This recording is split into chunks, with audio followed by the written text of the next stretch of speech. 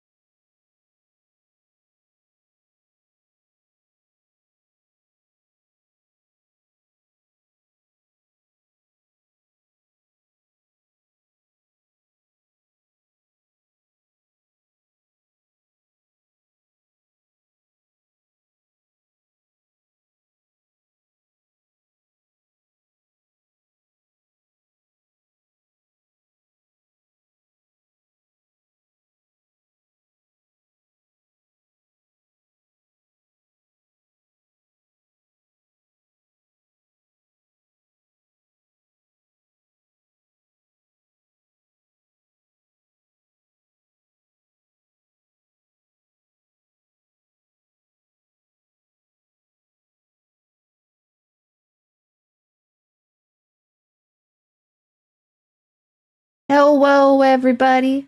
Welcome on into the Dungeon Lounge. It's me, Elizabeth, and I'm joined by Sascha. Your emotional support, Sascha. My emotional support, Griffin. Yes, that's me. I see chat is already lively, and there is a hacker among us. I don't know. I guess it's not really hacking when you have the password, but hello, Flora. Hello, Teacup. Hi, Flora. Hello, Lenneth. And hello, Tater, who I saw redeeming things, so I know you're here. You're in. Hi, everybody. But yeah, we are making more progress on the Magical Cafe in terms of progress. So last week, it was all this page, but now I get to turn the page over to this page. And then we paint more. You get to paint pink things. I get to paint pink things and multicolor things. Yeah. You know what? I'm not going to judge you considering I do the exact same thing, Flora. Yeah. A new page of painting instructions. Ugh. So we're going to use the X-Acto to get little bitties out. I think I'm going to start up here in this corner. Also, let me know how the volume and levels and all the doobly-doos are, if anything is not. Are you a doobly-doo? I mean, things are doobly-doos. People are not doobly-doos. Oh. So what's a people then? Depends on the people, I think. Some people are muffins. Some people are cupcakes.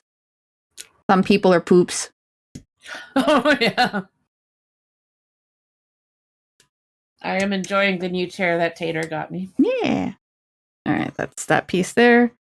And then I will free the window. Did I tell you, Liz, that this chair has a footrest? You did tell me.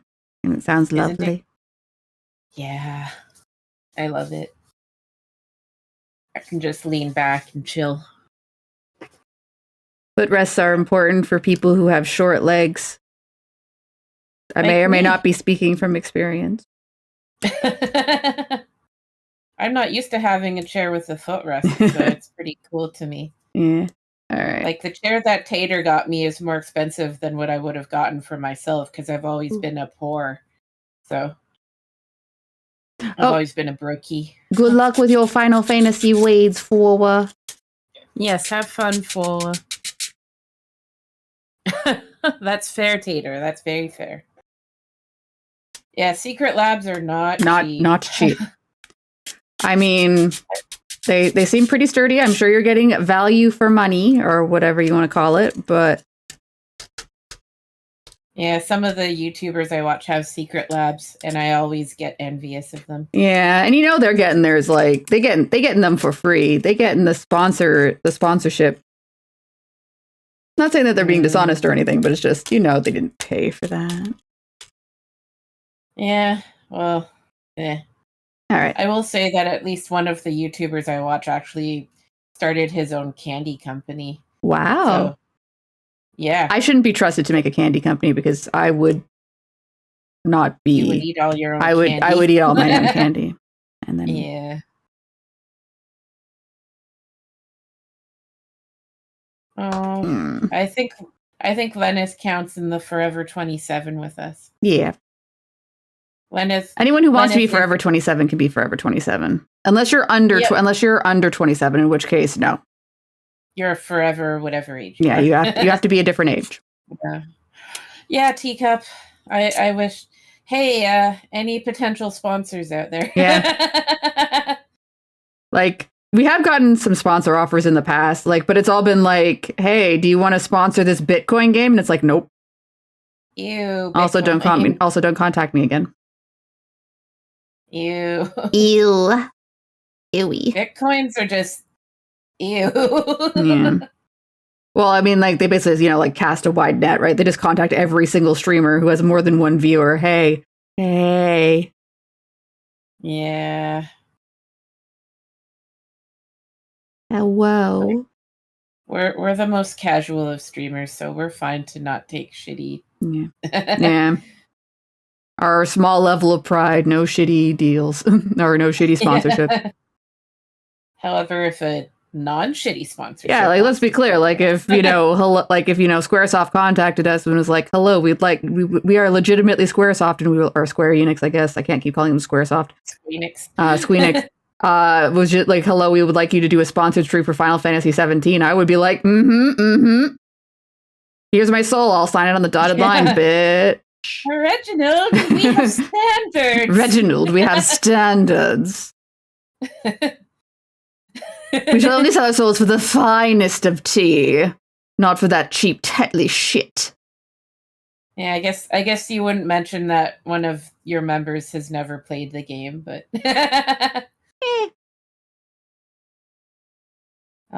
far as I know, Square Enix doesn't need to do sponsored copies. As far as I know, they're probably printing their own money at this point. Oh, labelless tin can roulette. Oh no. Oh. Oh, Lennis. I wish I could take you in. Yeah. Things are scary right now. Yeah. And not about to get less scary, unfortunately. But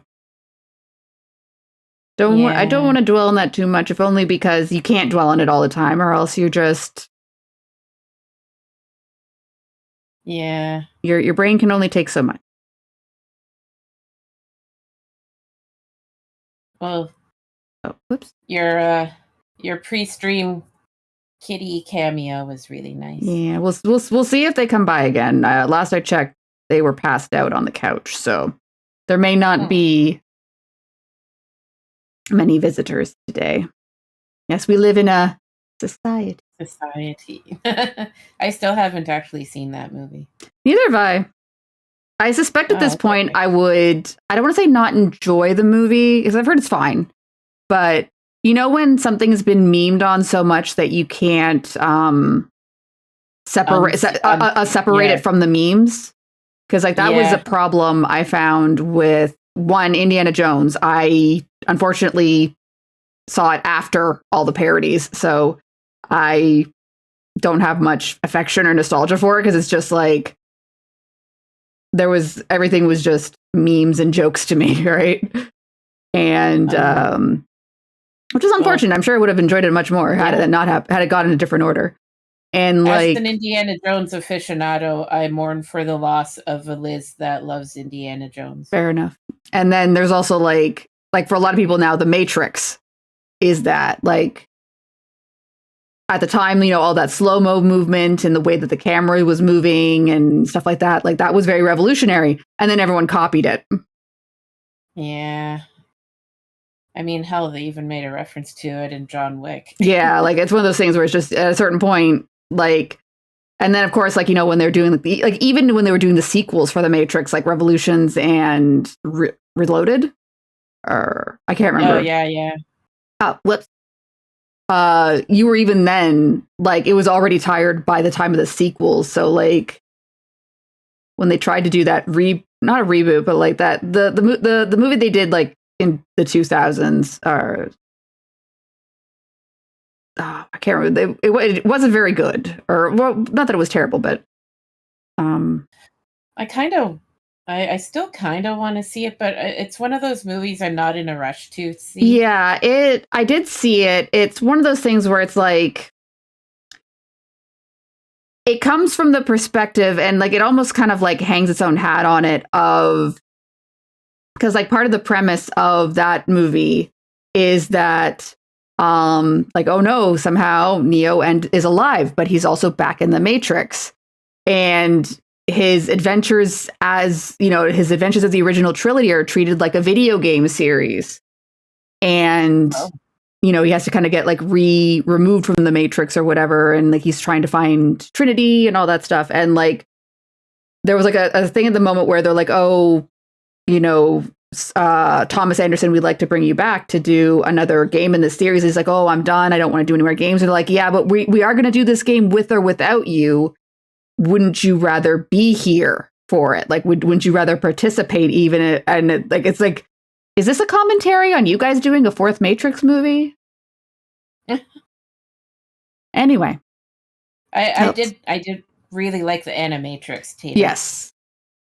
The Animatrix was a really good collection. Yes. Especially the one explaining how the robots rebelled in the first place, which I thought was really good. Yeah. And the one that examines philosophy through the story of that one guy that breaks himself free of the Matrix. Yeah, the runner, yeah. There was like, the Animatrix is one of those ones where it's like, I find like with any animation compilation, there's a few that are really good. There's a few that it's like, okay. And then there's like one or two where you're like, why is this here? Yeah. I think there was like one with like the kids that were playing around in a building that was like clearly glitching out within the Matrix or whatever. And it's just like, why is this here? Like, I thought it was neat. It's not bad. Like, I don't think there's any like outright bad ones in the Animatrix, but there's a couple where it's like, clearly this is the filler. There was a one detective one that I liked in the Animatrix where the guy was like tracking down Trinity, and he does end up finding her. And this is before she met Neo. And I think they were kind of like checking him out as a potential Neo. And then she's like, oh, no, you're not Neo. And he's like, oh, how do you know I'm not Neo? And it's like, you'd have to go to the movies for that. But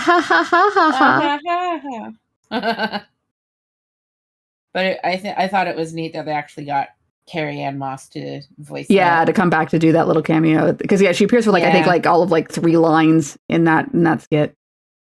Now I want to watch Tank Girl again. had to pan at the right time. I've never seen Tank Girl. Same here. I mean, there was the live action movie. It's based off a comic. I never saw either. Yeah. Oh, our Canadian content. Yeah, it made me happy that the Matrix's 2 leads were both Canadian. Mm. And it's really funny now that, with I know we aren't getting into politics, but with the current situation and atmosphere that Keanu Reeves has come back all of a sudden to do this series of ads for one of the prominent telecoms up here. It is weird, that ad. Funnily enough, I saw that like literally like as I was eating dinner today, and that ad came on, and it's just like I have a little gripe about the portrayal of video games by Hollywood, and it's called please bring in your 8-year-old to explain how you use a controller. Yeah. Because like you see them, because you could definitely tell in any film or media who has played a video game a game before in their lives, because you'll just see them like with the controller, and you're just like, dude, no, that's not how it works. Like even when I'm like in intense bloodborning mode, like I'm not randomly pushing buttons. There's a precision. Well, yeah, I will say though that the whole moving the controller while you're playing, that is an old school gamer thing. Not the moving of the controller. That one I'm guilty of that myself, so I'm not going to judge that. But like you can just see like the randomly mashing buttons, where it's when you're playing a video game, it's like, well, the left stick is strictly for movement, the right stick is generally the camera. Like you're going to be only maybe shooting or doing one other activity. You're not going to be just randomly mashing buttons. And the thing is, you can tell. Yeah. Also, hi Nugget. Hello, Nugget.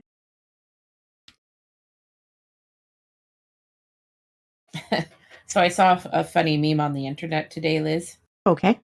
What is the meme? So it's just a few lines. It's me, I don't have the energy for this, and then someone, for what? And then me, gestures vaguely. Yeah, this. Yeah. It's like I think we were talking about one time before one of the streams, or like whatever, where it's like the resting anxiety. Yeah.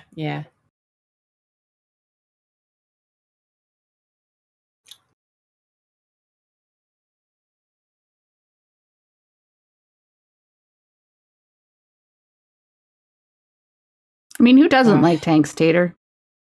Yeah. So there's a big international Star Wars event happening in Japan right now. Ooh, for Andor or something else? No, just in general. It's called Star Wars Celebration. Oh. And it happens, I think, every 1 or 2 years, and they move it to some different location every year. Okay, yeah. And this year it's in Japan, and I'm just like, jelly. Oh, I wish I had money. Going to Japan for Star Wars nerding would be amazing. See, that is something I would also pay money for. Like, like in Japan, they have a lot of these like cafes, right? Like these like themed cafes off of specific shows. I would love a Star Wars themed cafe. Oh, hell yeah.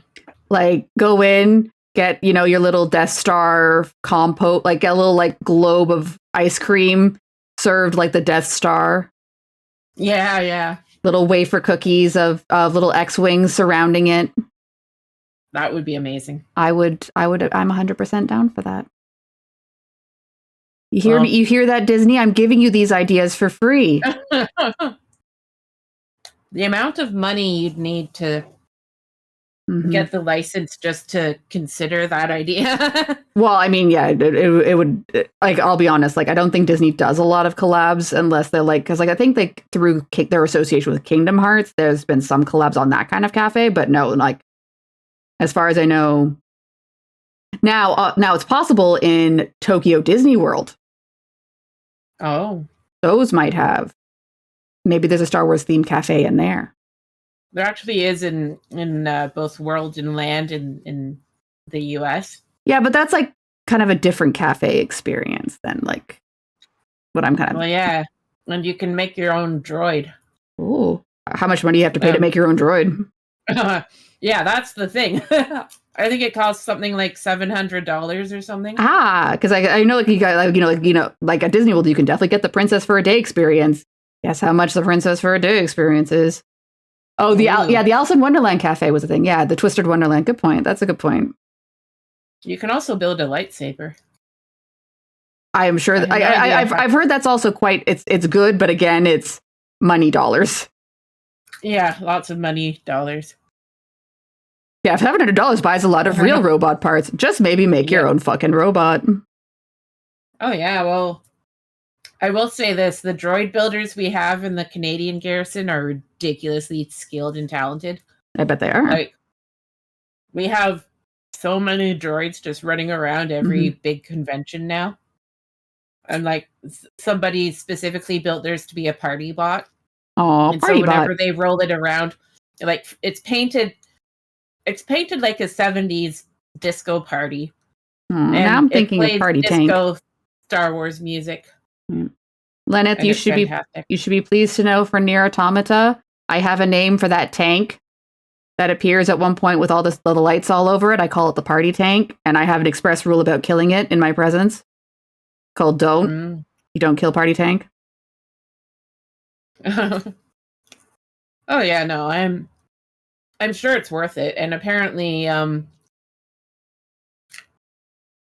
several of the costumes you can buy at the Disney Star Wars lands with just a little modification can actually be approved for the plastic spaceman.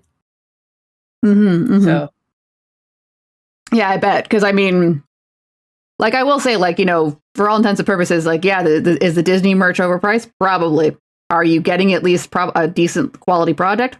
Also probably. Yeah. I mean, for how much do you pay, at least? Yeah. One thing I'm sad I never got to try, though, was the for a while Disney was running like this very intense, like kind of LARP style. Yes, the vacation. Hotel. Yes. Yeah.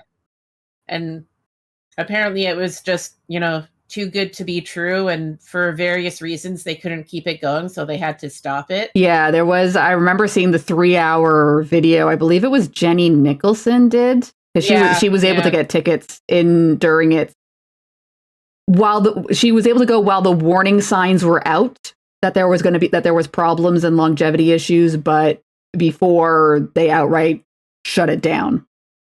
Yeah. I'm sad though, because apparently it was like $10 billion, but you got your dollar's worth. I mean, like they had like people dressed up as characters. There was a whole storyline. Like there was definitely, I remember from the video that Jenny Nicholson's LARP experience was somewhat curtailed. Like there was some event she missed because her app glitched out. And so like as a result, like there was a definite, like there was some QA that needed to be done. Yeah, but I'm it was still about surprised that they managed to pull it off. Yes. And like there is definitely like I think there is definitely room for an experience like that. It's just, you know, the execution, they didn't quite nail the execution, and unfortunately didn't want to invest the money and needed into fixing it. Yeah, and I mean, fair enough. If it's not making profit, then why should you do it, right? For love of the craft? Although, yeah, I mean, that being said, like the passion that there exists in Star Wars nerds is ridiculous. Yes. So if they had, my suspicion, and obviously it might not have been the smartest, you know, short-term business move, would have been if they had devoted the effort to, you know, fixing whatever problems it might have had, you know, correcting all the glitches and everything, making sure the apps and stuff worked. They probably would have had devoted fans for life. You know, oh, yeah. And like come back every like 3 or 5 years. And whenever the story rotates out, like basically the expensive version of medieval times. But yeah, exactly. Like, the amount, sorry, what I was gonna say was and also like, cause like now, like, what are they doing with the hotel? As far as I know, nothing. It's just become an expensive thing on the park. And also, like, I'm pretty sure COVID had its impact on, like, cause I think either like it opened around COVID or just after COVID, but like at a point at which, like, you know, disposable income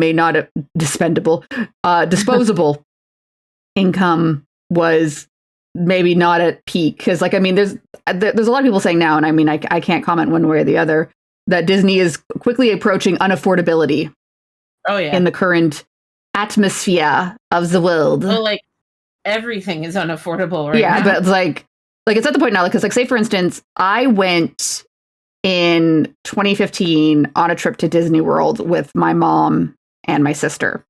And that was 7 days, all in, like, food and everything was covered. And that was and so was staying at one of the resorts. And that was about $5,000, which is not an insignificant amount of money. But when you think about, hey, that's a year, that was all in. That was like flights, staying accommodations. I was fed, so on and so forth. Like, I had access, like, we had, like, the, full, like, we picked what parks we were going to go into for each day, but, like, we had full access and early access to the parks and all that stuff. So, like, basically most things were covered.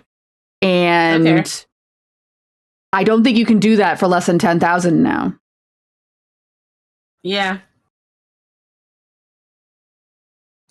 Oh, I had a few years ago. Haven't been, yeah. The puppy is just sitting and staring at me through the gate. Like, let me in. She's like, yeah. It's like, I'm sorry, but you're a vacuum cleaner. You'd eat everything. Yeah. And I recently cleaned my floor. And I've heard a lot of the systems for, like, the rides, like the fast passes and everything, like, now are all garbage. Yeah. I've heard complaints from people. The system under which I went was you got your fast pass and you could book 3 rides a day in advance. And then once you've done your 3 rides, you may then book additional. So, like, you could, if you got your rides in at the morning, you could be like, okay, well, I want to do Space Mountain again. I will register for another fast pass and come back at 6:00 or something like that and get my next go round on Spacey Mountain or other rides, right? And as far as I know, it does that system of passes doesn't exist anymore. It's quite garbage, or you have to, like, pay into it or something like that. Where, like, in the case of, like, the fast pass that I had, it was like, you're staying at the resort, here's your fast pass. Oh. Yeah. Yeah, it looks like Disney is almost like a victim of its own success, I'd say. Well, the thing is, COVID did do a number to Disney. I'm not going to say it didn't, because, and I think I've mentioned it before on stream, Disney does not make its money off its movies. It makes its money off its parks. Yeah. So COVID hit them hard. And I'm sure some of the decisions were driven by, oh no, we have to recoup the losses of basically 2 years of not being able to even operate anywhere near capacity. But so, like, ultimately all the movies and everything, they serve one purpose: to create things that you want to go see at the park. Yeah. And, like, I'm sure there's also, like, they were also the victim of, like, stuff that they had in the pipeline before COVID, because, like, no one predicted COVID was going to come. And anyone who did is lying. I just remember the thing that really threw me about the Coco was when all those conspiracy theories were like, oh, it was manufactured, oh, it's fake. God. And it's like, yeah, whatever. But then, everybody is like, maybe there actually might be evidence about that. And I'm like, what? No, that's a conspiracy theory. Why are you saying?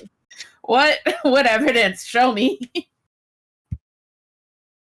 And I'm just like, the thing I've learned, because funnily enough, there was basically a 3-hour movie from ContraPoints about it, is conspiracy theorists, there's no amount of wrong you can prove them. They have to come out of it on their own. Oh, yeah. Well, it's like that one saying, like, you can't reason somebody out of something they didn't reason themselves into. Yeah. And, like, a lot of it, I would say, especially with conspiracy type stuff, is, like, be blunt, it kind of has a bit of main character syndrome associated with it. Because, like, when you are aware of the conspiracy, when you are part of the non-sheeple, like, that becomes like the I'm special, I'm above, I'm I see through the eye, the veil on the world, right? Like, it has the same appeal like World of Darkness does, right? Like, I've pierced the masquerade. I see the lizard men. Yeah. Well, you don't want to find out that you're wrong about that, because then it's boring. Then you're back to being a boring shit for brains. Yeah, nobody wants to be that. Even though really you're closer to the person on the street than you are to the whistleblower who blows open the whole charade. Yeah. Like, odds are you're just another sheeple, even if you want to feel different. Mm. Not that I'm not saying people aren't special. Don't don't take me out of context. Ooh. Oh, Universal's getting a Nintendo Land. Ooh, that's exciting. Cool. Okay, I have to be careful. I don't want to break this. Oh yeah, be careful. But what I am saying is that in terms of what related to whatever conspiracy you're talking about, you're closer to the person on the street than you are to the grave whistleblower. You generally speaking, you're not the one who's going to be the one blowing out Watergate, statistically speaking. Although, funny enough, I watched a YouTuber who stayed there, and the lock key, the lock for their room's key was like, you don't have to break in. Here's a key. That's cute. Yeah, that'd be something that'd be kind of fun to do. Like, I think it's in Vegas, is it, or is it somewhere else? I don't remember where the Watergate Hotel is, and I'm not required to know. Yeah. Oh, she's trying to break in. Yuki, no. Oh. Okay. So it's in DC. Okay, yeah. Okay, yeah. I wanted to say it was in DC.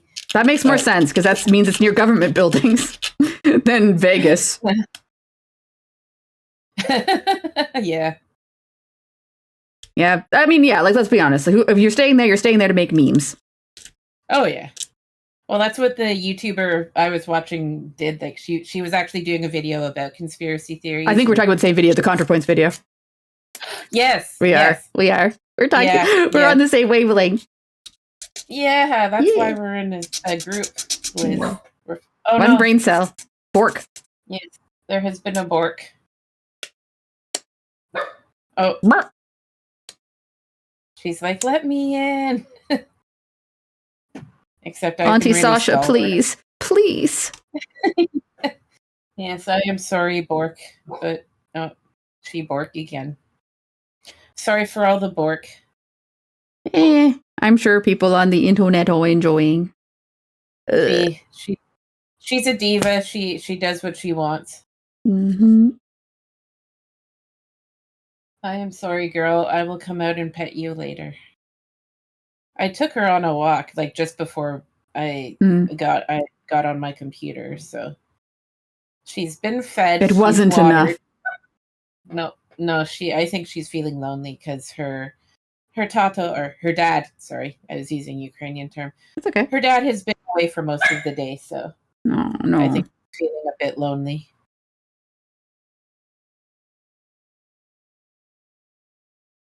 Yeah, I'm sorry, girl. Let me in. I just want to eat your socks. Yeah, exactly.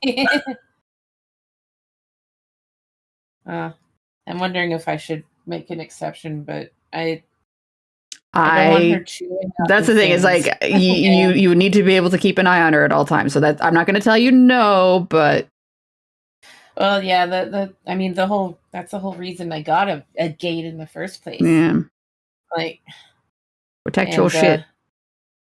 Yeah, and her dad was like, you have to stay consistent with her. So I've been enforcing an entry ban ever since. Yeah, and because as soon as I agree, like, it's like if you start doing, if you start letting them in and communicate, in is a thing. In can happen. Yeah, I did let her in for a little bit. Like, I think a few streams ago, I let her in briefly, but then I had to chat with her dad. And he was like, you got to stay consistent with dogs. So yeah, I mean, it's the same like with any like small creature that doesn't yet understand. You got to be consistent, because it's like at least in terms of like basic psychology, like Skinner stuff. Like, even As soon as something is so, I'm gonna back up a little bit. So you know how like you can be trained that like, hey, if a bell rings, oh, it means you're going to get a treat. So they associate bell with treat. Yeah, like Pavlov. Yeah, like Pavlov, right? So if you keep ringing the bell but do not present a treat, eventually, like the association's broken. They're like, okay, there's no more treat. You're lying to me now. The bell's a lie. Yep. The thing is that there's something called intermittent rewarding, which is basically at random intervals you present the reward or whatever is perceived to be the reward. So it's like sometimes the bell rings and there's a treat, but it could be a while and then maybe a little while. Then the bell can ring and no treat, but then sometimes the bell rings and oh no, there's a treat. So that type of conditioning takes significantly longer to break because they're like, well, it is always kind of inconsistent, so maybe it's going to come back. Maybe, yeah. like the hope springs eternal for much longer, as opposed to like if you were consistent and then stopped. Yeah, I think it's been long enough that she's been conditioned out of it. Yeah, I think she's just feeling lonely right now. Oh yeah, bad. Sure, yeah.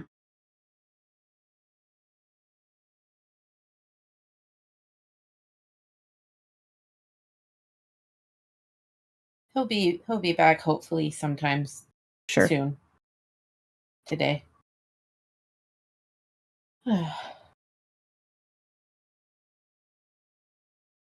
Or he'll never come back, and now it's your place. Oh, Sascha takes over. Sascha can't afford the rent. Oh no, the rent's too damn high. Yeah, the rent is a little bit ridiculous. Oh, you hear? Yeah, you did. You don't worry, Lilith. You did endear her Cosmic Love. Cosmic Love? Song by Florence and the Machine. It's currently on the Spotify. Disputes. Oh. Disputify. Oh. Did I do Cosmic Love sounds like a Jamiroquai song. So I was it does a bit. Is there a Jamiroquai song? I don't think on this playlist I have any Jamiroquai. I love Jamiroquai.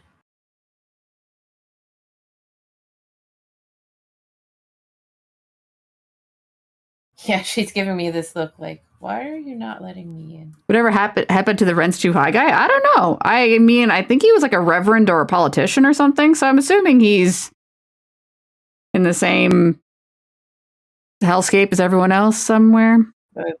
The who? What? The meme man who was like, the rent's too damn high. There was like the actual meme person who said the line. I don't. Maybe I saw it, but I don't remember it. It's from it is from a number of years ago.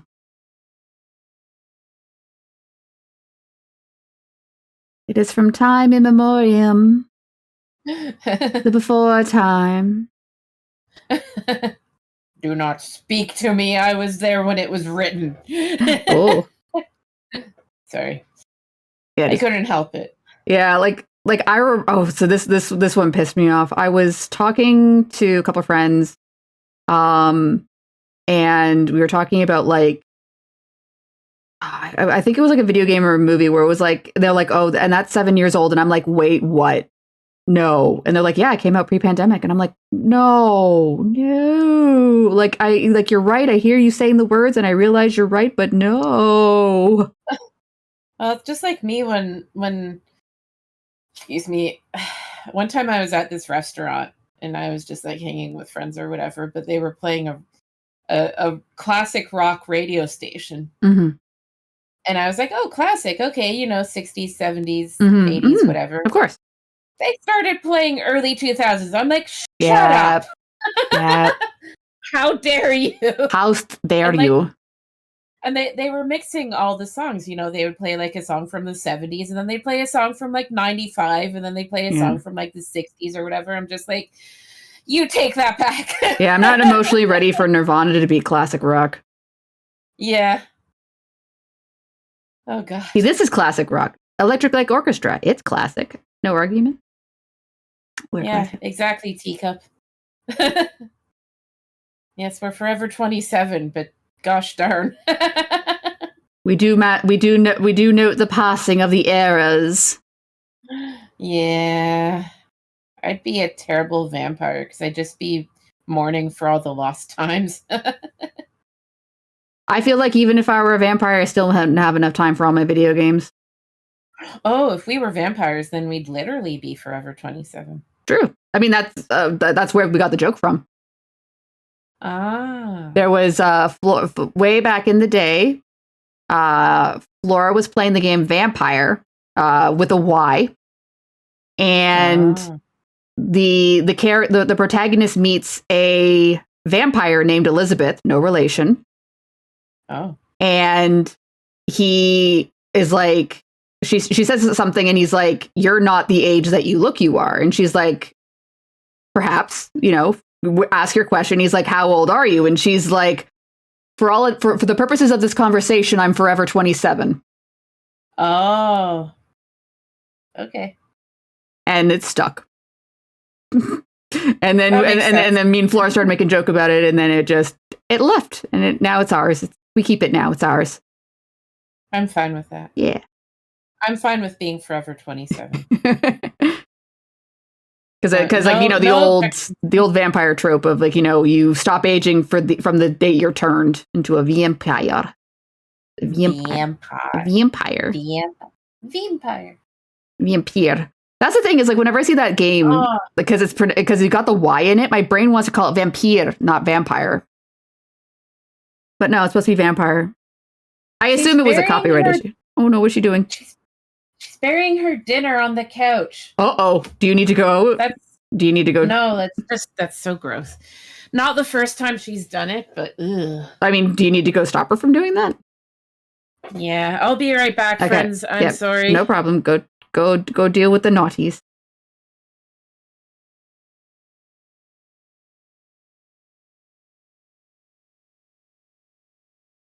Well, I think Stonehenge was very sturdily built. Mostly because it's just rocks.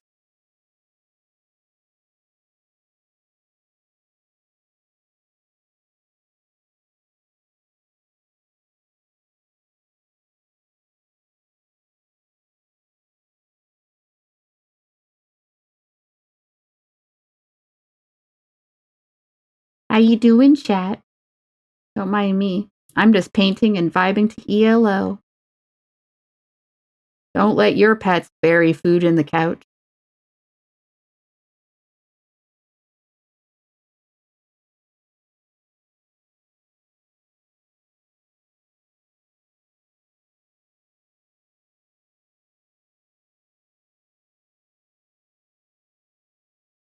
Okay, I'm back. Sorry about that. Welcome back. She was just like, "Why would you do that? Why would you move my food away? Why would you do this? You sweet summer child." I was saving that for later. Exactly. I was just reading up on why dogs do it, and apparently there's a whole bunch of reasons. So God only knows why she does it. But she'll grab her food because she recently graduated to adult dog food. Ooh. And so she she just grabs it and then runs off to another part of the apartment with it, and we'll just eat it on a mat or the couch, or and sometimes she'll just bury it, and this is already the second time today I've had to move her food. Oh no. I'm just like, you're an international terrorist, Yuki. True. All right, I'm gonna She's a menace. Poke at this last brown piece to paint. Yay. Oh, yeah. See, we only have one doggo here, though. So, she just seems to pick a spot at random. So, I don't know why. I mean, it's not like she has any competition. We're not, fighting her for her food or anything. Sasha, secret dog food addiction. I'm joking. Ew. I'm joking. Do you know how bad that stuff smells? No, it is. There's that, but it's also usually it's not balanced for people. It's not meant for people. Yeah.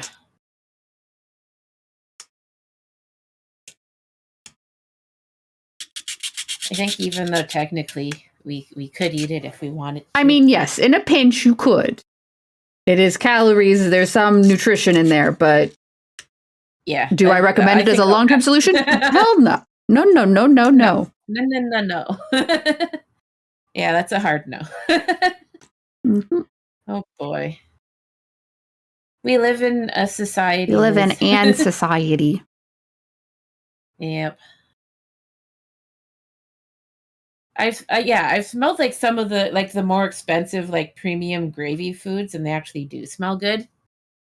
But the canned stuff that my roommate gets is, ugh. But she seems to like it, so that's all that matters.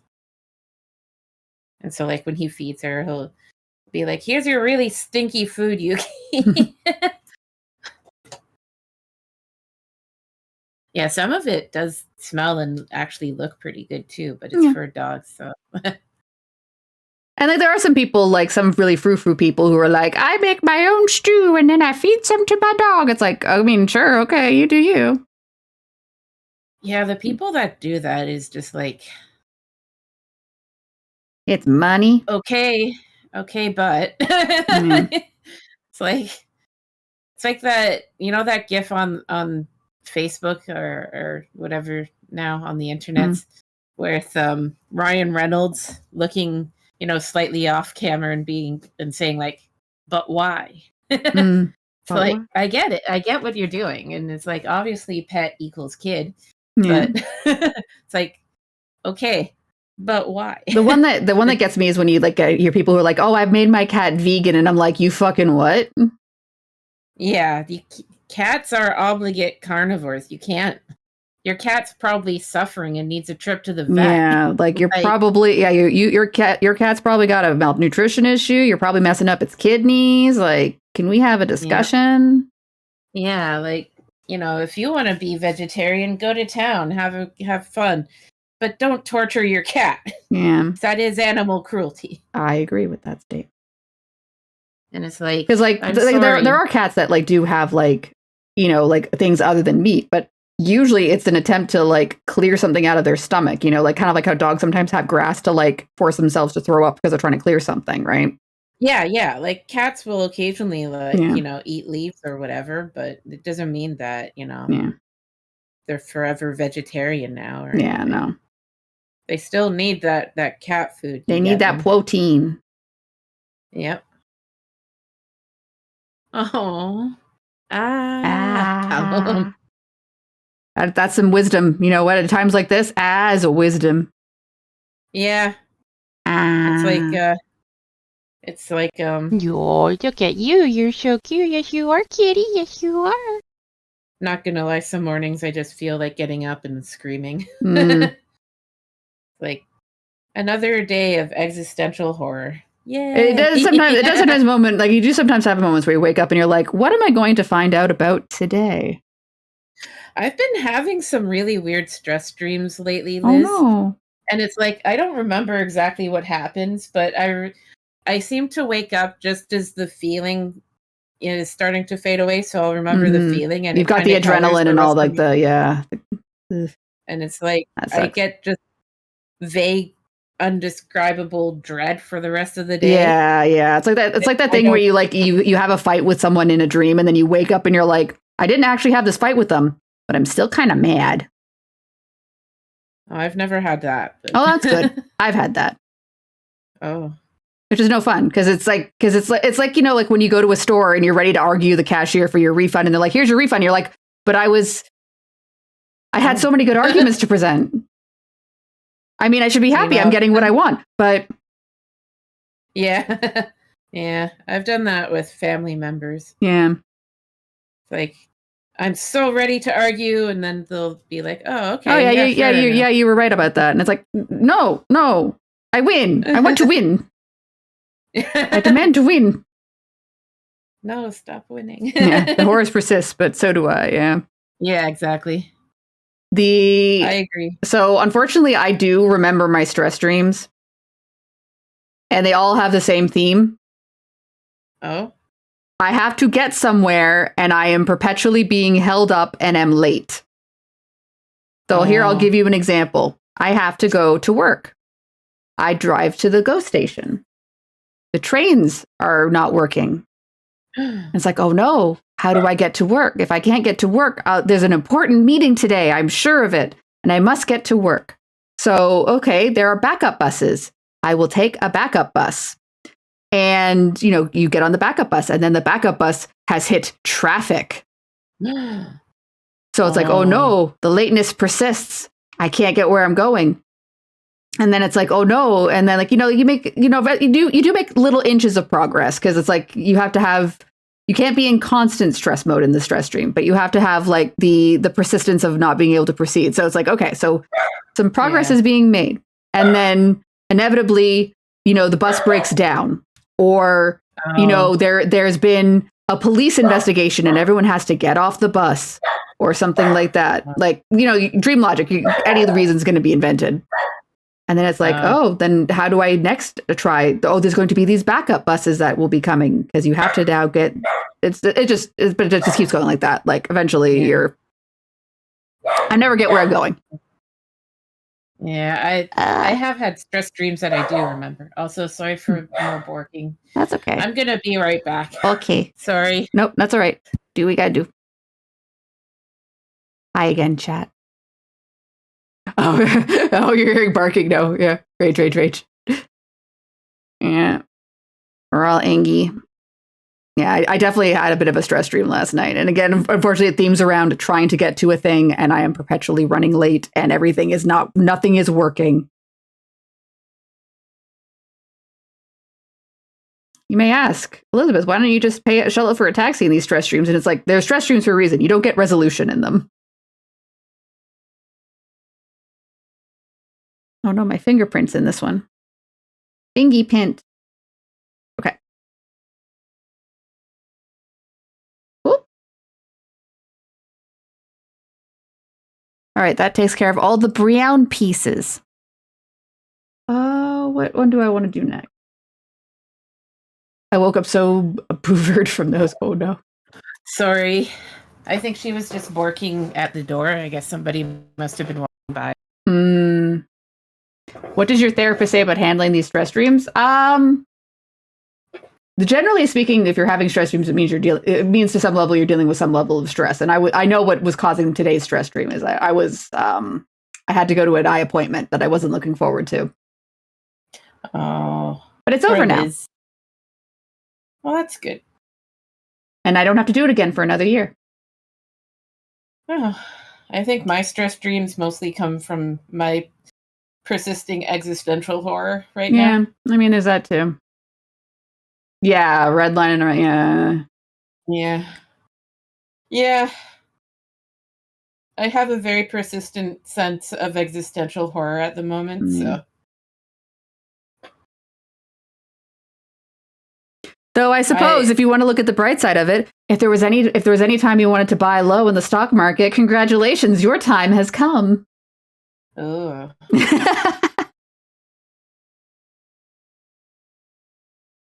Oh boy. Anyone want some Tesla stock? Ew. Do not say that. I'm joking. I'm joking. Please don't kill me. Hello, Silver Knight. Yeah, honestly, Teacup, that's probably the smartest thing. Just turn it off. Turn it off. Yeah. Oh, Lenneth, I'm so sorry. Exactly, Teacup. Exactly. Yeah. I following my mother's passing, I put money in, various retirement funds. I'm not looking at them right now. I have pointedly made a decision not to look. Yeah, when I have enough money to, I'm just gonna find some retirement investment person, just give them however much money that they say they can do the job with, and say, please pick steady, boring stocks that will never go away, and then don't talk to me for like 15 years. And then I don't want to see you. Yeah. Here is my payment for your services. Well, Please honestly, your service. Right now it seems like the best stock or best retirement plan is called the dig a hole and put your money in the hole, and then cover the hole and come back in 20 years. But then it would biodegrade. He doesn't do that. I guess so. Like, let's do it this way. Our Canadian monopoly money is made out of plastic. Why would it biodegrade? That's true. Advantages. I convert your gold convert all your money into loonies and then bury the loonies. It's like you're a pirate. Oh no. Oh, Lenneth, no. No, you're not allowed to put yourself in the hole. The hole is where the pirate gold goes. We discussed this. Yeah. And then you get to put some creative pirate traps around it so that nobody will steal and make a map. And then have people like 300 years later try to figure it out on a TV show that may or may not be well. And then you can leave like a videotape or something where it's like, hello, entrepreneur, pirapreneurs or whatever. It is me, Elizabeth. I have buried my Dungeon Lounge booty. And if you follow these clues 3, you too. And it's like, oh no. No, Liz, don't. No, I won't. Do not. I won't. Good. I respect you too much. I'm streaming my retirement fund for content. Yeah. Everything is content these days. If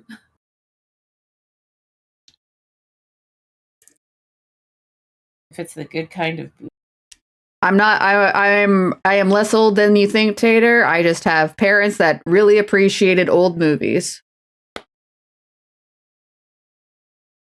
Oops, sorry, phone. I accidentally poked it with my paintbrush. Oh no! Is it slightly more colorful now? No, the paintbrush got cleaned off. So. Oh, okay. Well, thankfully the borking has stopped. Bork. Blick. She's really good at borking. True.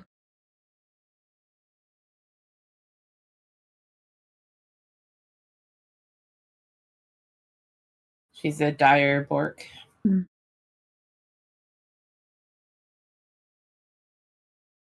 How are your gremlins doing this? Last I saw, they were passed out on the couch. I assume they're still there because I haven't seen them. Oh. They were all snuggled up together. It was very adorable. Oh, adorbs.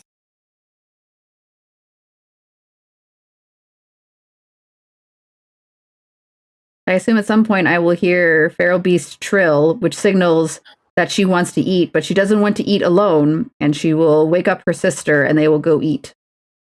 Aww. Because that is a thing Feral Beast does. Oh, Feral Beast 1 and Feral Beast 2? Yeah. Oh. I love feral beasts. I love your feral beasts. No, I love them too. They're so cute. They are very lovable. Yeah.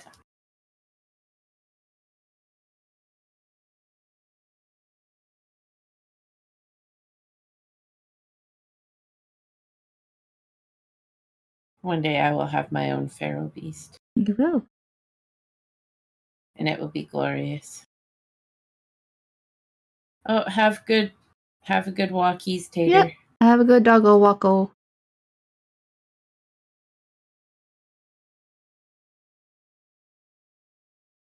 May your borkers enjoy the outdoors and be sufficiently tuckered out. So I went on a walkies with the bork earlier this week, and we went to a place, and I was like, "Oh, can I take my bork inside?" And they're like, "Oh yeah, we love borks here." And it was great. And I think she was a little bit nervous though because she'd never been there before. Oh yeah, I bet. Oh yeah, I don't know if you are interested or not, but the place that won our chicken tier list on, I think it's May 4th, is hosting a kind of like dog open patio day. And apparently they're going to have a bunch of like specific activities for the doggos. Oh. So if there is a desire for socialization of Yuki, there is an opportunity on that day. I will inform her dad. I have no pupper. And the day seems very tailored to the puppers. Thank you for letting me know. And I mean, that place I learned it from the internet. The intertubes? The internet. Yes. Crabby lakies. Oh. Crabby lake. Like snow crab? Silver night. Ooh. Oh, I hope your crab legs were delicious, Silver Knight. I do. Yeah, definitely. Those sound good. I am not really a seafood person outside of a few select seafoods, but I am always happy to see other people enjoying what they eat. Yeah, I'm definitely a seafood person. I will take Sascha seafood and I will eat it. Well, don't take everything, because like I said, there are a few things I'll eat. Okay, fair enough. Primarily fish and chips. Yeah. But I do like at a certain Cajun point, is that cat. really about liking seafood, or is it just about liking fried food? Oh, I mean, I'm I joking. just like fried food in general. Yes. But It's hard to go wrong with fried food. Yeah. There's a fish and chip place near me, and I don't always get to indulge because like fish unfortunately is expensive, so fish and chips are more expensive. But they do like a Sunday special where you could get like a good hunk of fish and the chips for like $13. Ooh, and it's like that's nice. That's nice. It's nice to have a little Sunday treat. A former residence of mine was right around the corner from a really, really good local fish and chips place. Fishy chip. And I would go there on a semi-regular basis when I could afford it. And sadly, they closed not too long after I moved out of there. Aw, that's too bad. But they were really good. Like they were really good. And it's always depressing when you find out like that a place that you enjoyed doesn't exist anymore. Like, yeah, because I remember there was a place like I moved away. I moved during COVID, and there was a restaurant near that place, near my old place, that was like really good. They made really good like burgers and fries, like just like that really good kind of like diner stuff.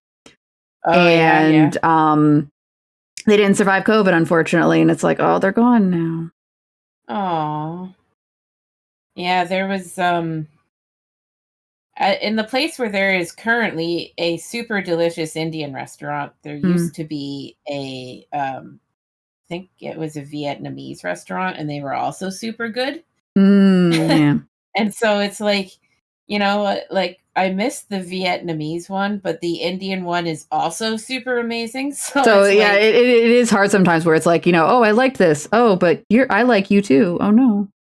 Yeah, so I know why the Vietnamese one closed though. It's because they had a family emergency, so they had to sell the restaurant and go back. Oh damn. Which is really sad. That's like, I mean, like any business closing is usually a shitty reason, because it's like it's usually not like we've made so much money that we just don't want money anymore. Goodbye, everyone. Like it's usually like, yeah, there's been a death in the family, or yeah, we can't, you know, the rent's gone too high and we can't sustain or whatever. But it's just like, ugh.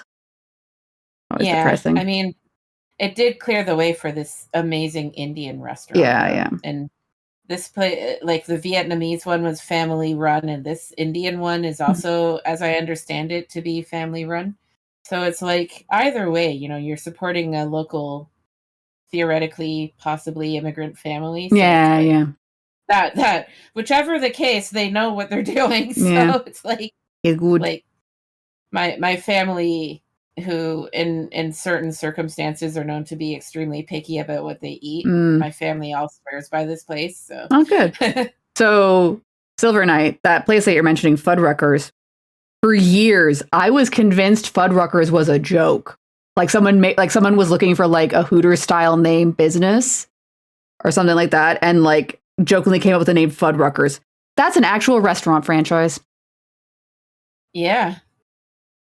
So I don't I don't. What's up? No, I was just saying, have they ever existed up here? Not in Canada, no. Okay, I was about to say, like, I only know the name because I've seen it in American movies. Yeah. See, even when I saw it in American movies, I assumed it was like, like sometimes like, you don't have McDonald's, you have McWonald's or something, right? Like you're changing the name of an actual franchise to like avoid a copyright. And that's what I assumed Fuddruckers was, but no, it's actually a restaurant. Oops. Well, you want to hear something funny? Yes. For the longest time, I thought Tribeca, a neighborhood in New York, I thought it was a credit card. Oh no. So it's like I'd see mention of like, say, the Tribeca Film Festival. I'm like, oh, what a really nice credit card company. Yeah, it's Visa sponsoring whatever, or like the Scotiabank Center in Toronto, right? And then at some point I like saw a map of New York. I'm like, wait, what? It's a neighborhood? Oh no, wait, it exists. Oh no. Oh no. And there's that moment of like deep shame where you're like, how many times have I talked about this thing, not using it properly, and have people like politely said nothing? Yeah. It's like you wonder how many times, how many times was I fucking up? Yeah. Did people think I was like, an alien or something? Yeah. I mean, it's never a topic that came up on a regular basis or anything, but it was just, it was more like my own shame. I was like, what? Like, I remember once, this is like back in high school, I knew the word hors d'oeuvres, but I did not know the spelling of hors d'oeuvres, right? Oh. The old problem of hearing a word but not seeing how it's spelled, right? Yeah. So I remember, like, I was in a French class, I think, or something like that, where the word was showing up because congratulations, that's where it's from, and like all confidently pronouncing, like instead of saying hors d'oeuvres, like our d'oeuvres or something like that, like the wrong pronunciation. And I think it was like months before, like the teacher was like, you're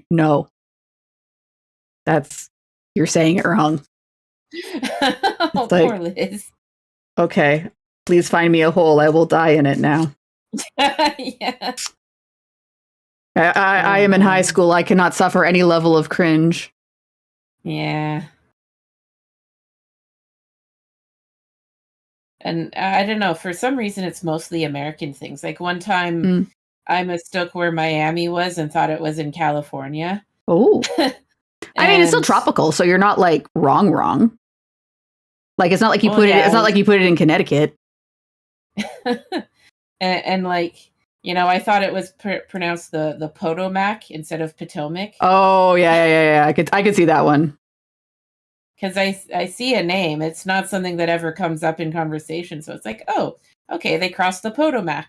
Well, it's also because like with a lot of, especially like with American stuff, they've Americanized the pronunciation. So like, say for instance, my eternal enemy, they don't say atelier, they say atelier. And the thing is, you have to say it that way or they do not know what you are talking about.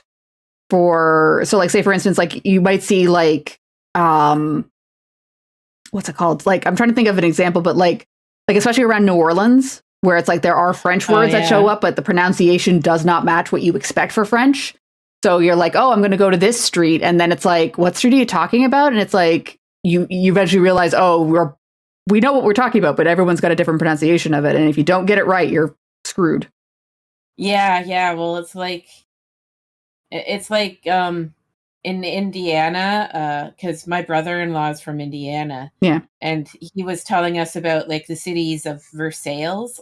Oh, yeah. There's a good example. And, like, because anyone with some knowledge of French pronunciation is going to want to say Versailles. Yeah.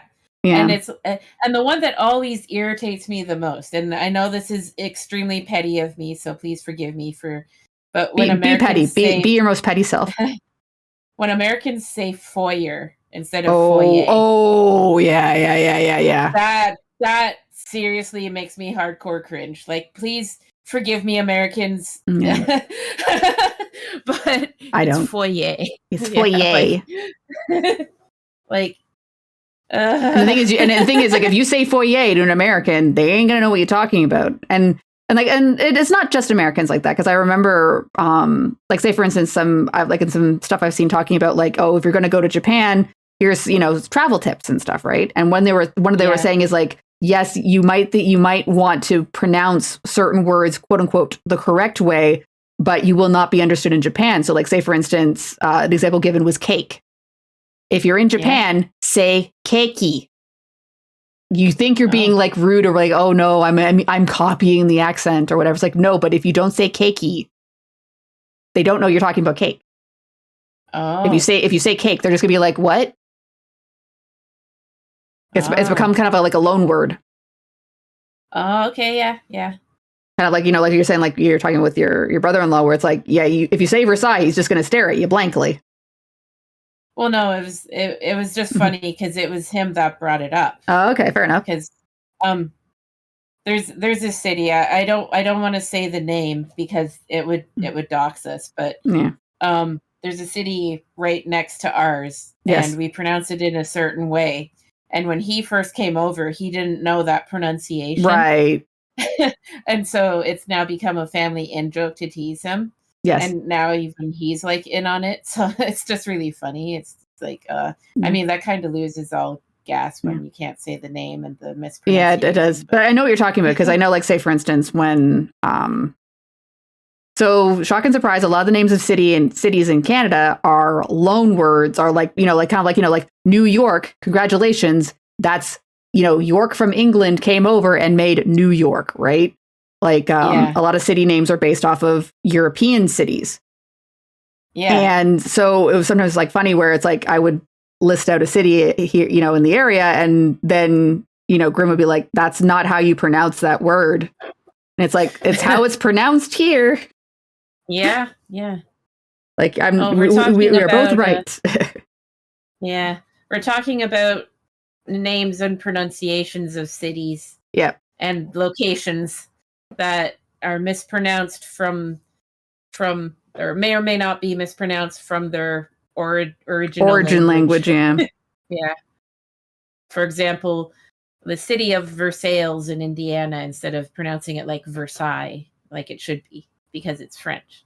Yeah. But Americans sing foyer instead of foyer, because foyer is a French word. Or people who say the Louvre instead of the Louvre. Yeah. Or actually, I will own up to this. I used to say macabre when I was young instead of macabre. So Okay, I will own up to it. That's fair. I'm not perfect. I don't claim superiority. That type of mispronunciation I call reader's English, where it's like you saw the word multiple times, you knew what it was, but you never heard it said out loud. So you kind of like just were going by like normal phonetic rules, right? Okay, you want to know the funniest one? Okay. For me anyway, which I don't know if I should hand back my weeaboo card. But whenever I saw the term, the word YAOI, I always pronounced it yoy. Oh, okay. Yeah. And so when people were talking about yaoi around me, I had no idea what they were talking about. So I was like, what's yaoi? And they would describe it. I'm like, oh, you mean yoy? And they would look at me like I was purple. Yeah, and they're like, that's not a word you say. Yeah, I was like, wait a minute. The one that always threw me, that for my weeaboo credit here, is there are a couple musicians who go by the name Hide, but it's spelt as we would look in North America as Hyde. Oh, Hide. Yeah. Yep. So that was always one that got me in trouble, because it's like, no, you are a fake fan of X Japan. It's Hide. And it's like, I'm sorry. Can we just be friends and talk about a band we both mutually like, and maybe don't gatekeep me? Thank you. Like, we are talking about a pre-internet, pre-YouTube world. I don't have someone to teach me how to pronounce Japanese words. Yeah, and I didn't find out about yaoi until I'd gone to Anime North for several years. Yeah. And it happened to put two and two together. Oh, it's Hermes. Who we talk? Hermes. Hermes for Hermes. Hermes. Hermes. Oh wait, did I not paint both sides? I don't think I painted both sides. Oh no. Why did I try and clean off the paint? I'm doing more weight. What have I done? Why? What have I done? What have you done? What have I done? Liz. Oh no, I've ruined it. Oh no. Wasau. Well, oh, sorry. There's different words. Okay, yes, L's in Wisconsin. Oh, okay, yeah. Also, like, yeah, I know this experience is unique to anything specific. There's probably instances of it, especially because like there's a lot of like First Nations or stuff like that words that have become also the names of cities and streets and things like that. Yeah, and they've started renaming a whole bunch of streets and stuff. Yeah, that around too. here because many historical contexts have been rediscovered and re-brought to light. Did you know old white men are assholes? Sorry. At least in the sense of like historical old white men that generally have been politicians. Yeah. It's been rediscovered that many of them supported things like residential schools and stuff. Mm-hmm. And a whole bunch of indigenous people are just like, excuse me? Yes. Can we please do something about this? Would we please? All right, so I will do this piece. Like, I actually just discovered a neighbor that I see on regular dog walks. He admitted to being a Métis. Oh, cool. Yeah. Funny, another mispronunciation. So I used to play World of Darkness online with several friends, and most of them American. Yeah, fair enough. And they kept saying Metis. Yes. I was like, what's a Metis? I was like, what's a Metis? And then a Metis. It's like, oh, a Métis. And they all just went silent. Like, what? That's not how you pronounce it. Yeah, it's like, damn. You know, like a Métis. There's unfortunately a system that has aged very badly. Old werewolf. Yeah. Anyway, sorry. Anyway, we're not gonna. Yeah, we don't need to go in that and open up that can of worms today. Yeah. No, it was just. I was more referring to the word pronunciation. Yeah, definitely. Yeah.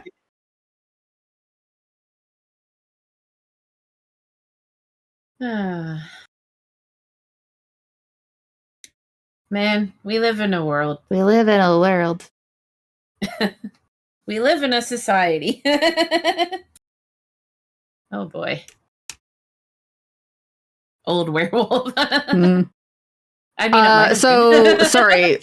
There is a series like we've mentioned it before because we're all terrible nerds. There's a role-playing system called the World of Darkness, which centers around the idea that vampires and werewolves and wizards and everything are real, but they hide. They're hiding in plain sight. And there have been multiple editions of the game. So generally, people who have played the edition that came out back in the mid 90s, it's usually called Old Vampire or Old Werewolf,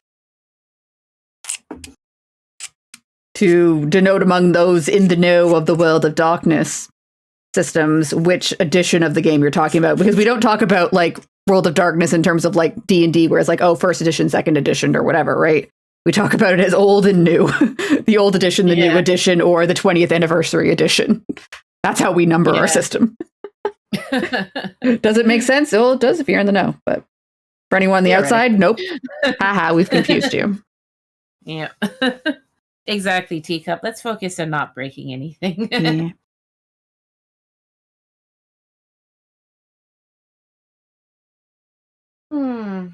So, I'm sorry about missing weekends. Oh, it's all right. You have a literal job. Yeah. So, that's like me saying I'm sorry I can't do 8 hours of tabletop on Thursdays because I work from 8:30 till 5, right? Yeah. The good thing is I'm only going to be missing every alternate weekend. So yeah. I like it. I really do like it. I love that I actually have a job, which separate from anything new job else. glow. Yeah. However, now that the training wheels are off and there's like there were several forest fires, so to speak, in my last shift. And since I'm still learning and it's been made clear to me that it'll take me 6 months to a year to get fully comfortable in this job, it's been a little bit stressful sort of working 2 12-hour shifts when I'm not used to working 2 Damn. 12-hour shifts. Damn, that is. Yeah. I mean, on the positive side, you get a lot of hours for only a couple days of work, but at the same time, like I remember way back in the day, I did 10-hour shifts, and that wrecked me. So kudos to you for going for another 2 on top of that. Thank you. Yeah, and like I said, I'm glad it's every alternate week. Yeah. Gives me a weekend off. Yeah, and recovery time too. Oh yeah, well, like I don't think we're meant to have 12-hour shifts on a continual basis. Yeah.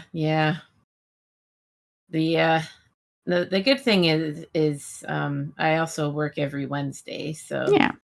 But it's Wednesday evening. Yeah. Like I seem to be cursed to working jobs that are outside of usual hours when all I've ever wanted was to work a job in regular hours. Well, I would also say that unless you're getting a job at like, a bank or whatever, right?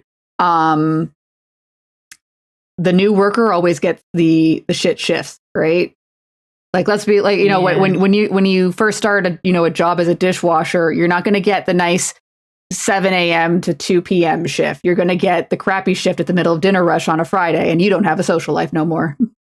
Because everyone else higher in the pecking order gets their shift pick first. I mean, I knew what I was signing up for. Yeah. Like the job was advertised as extended hours. They made sure I knew what I was interviewing for when I interviewed. It was more just, the good thing is it's also been made eminently clear to me that there are plenty of opportunities coming up. For example, we have an on-site clinic, and the clinic has just been given the green light to expand. So, which means they'll be hiring new people, which gives me they could give me a full-time shift, just, scheduling for the clinic, or somebody else who's currently working full-time might move to the clinic, leaving their spot open. So yeah. There's room for movement. Yeah. And I don't know, there's even the boss is unsure if we're gonna eventually move to a new location or. Yeah. Oh, did I miss something? Oh, I just got a little bit of paint on my fingies. Oh, okay. But that's fine. That's what I do. Yeah, and also there are workers, there are people there that have been there for many years and are nearing or are close to retirement age. Yeah.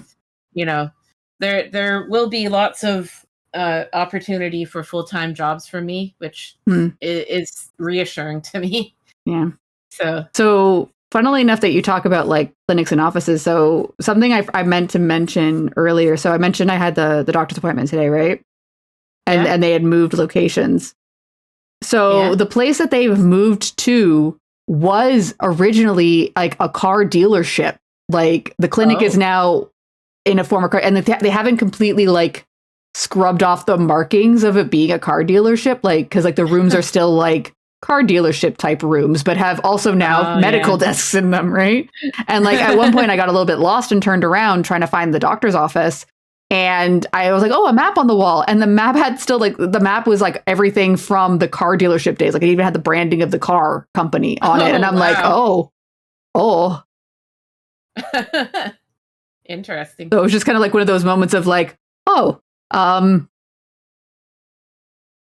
this is an experience. Yeah. This is a thing. Imagine how disorienting it must be for the people who've worked for that doctor's office for a while. Oh, I bet it's a big thing. I felt really bad though, because the whole time I was there, because when I go, because this was specifically for my eye. So they first did, my appointment first is, here, do your, read the lines, prove to us that your vision still works. But then the other thing they do is they're okay, we're going to put these eye drops in to dilate your eyes. Now you need to go sit in the waiting room for 15 minutes while you slowly go blind and everything is too bright. Which is why I hate these appointments. And, then we'll make sure that everything's working properly after your eyes have dilated, right? So I'm just sitting there in the waiting room, listening to the receptionist calling every single person and being like, hi, I'm calling to check in about your appointment. Yes, we've moved offices and you need to come all this way over here as opposed to where originally it was. And it's And just like that kind of like when you've had the same conversation like 15 million times and it's just robotic at this point.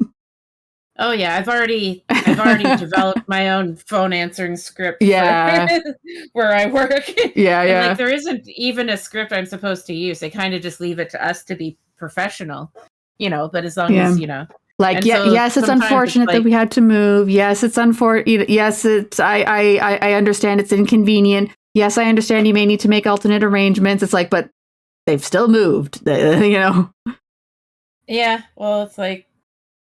They're not going to unmove. They're going to go back. Yeah. Yeah, well, like they can't. They can't. The building will probably be something else now. Yeah. I remember you saying that you the building they were in is entirely closed now. So it's like going back ain't an option. They got kicked out. Yeah. I think some company filed an application to build an apartment building or something. Oh, yeah, that sounds about right. Yeah, I'm not. That's too bad. That was a historical build. Like the old building was like I'm pretty sure had a historical designation on for some of the facade or something. It had this lovely vines outside. Yeah, I don't know. Like they might end up just like building around it and just integrating. Yeah, I've heard that's usually the concession. Yeah, like for a building designated as historical, they have to make all efforts to maintain the facade. Yeah, so which I've seen that done before, and sometimes the architects really do a good job of it. They can integrate. Like there, so there's a historical building in another town over, and they built an entire mall around it. Oh no. But because it's a historical building, they couldn't move it. So it's just this poor little stone house from the 1800s or whatever. And then a mall. And then a mall, like movie theaters and home hardware and whatever. And it's just this gigantic strip mall just in this L shape around this poor little stone house.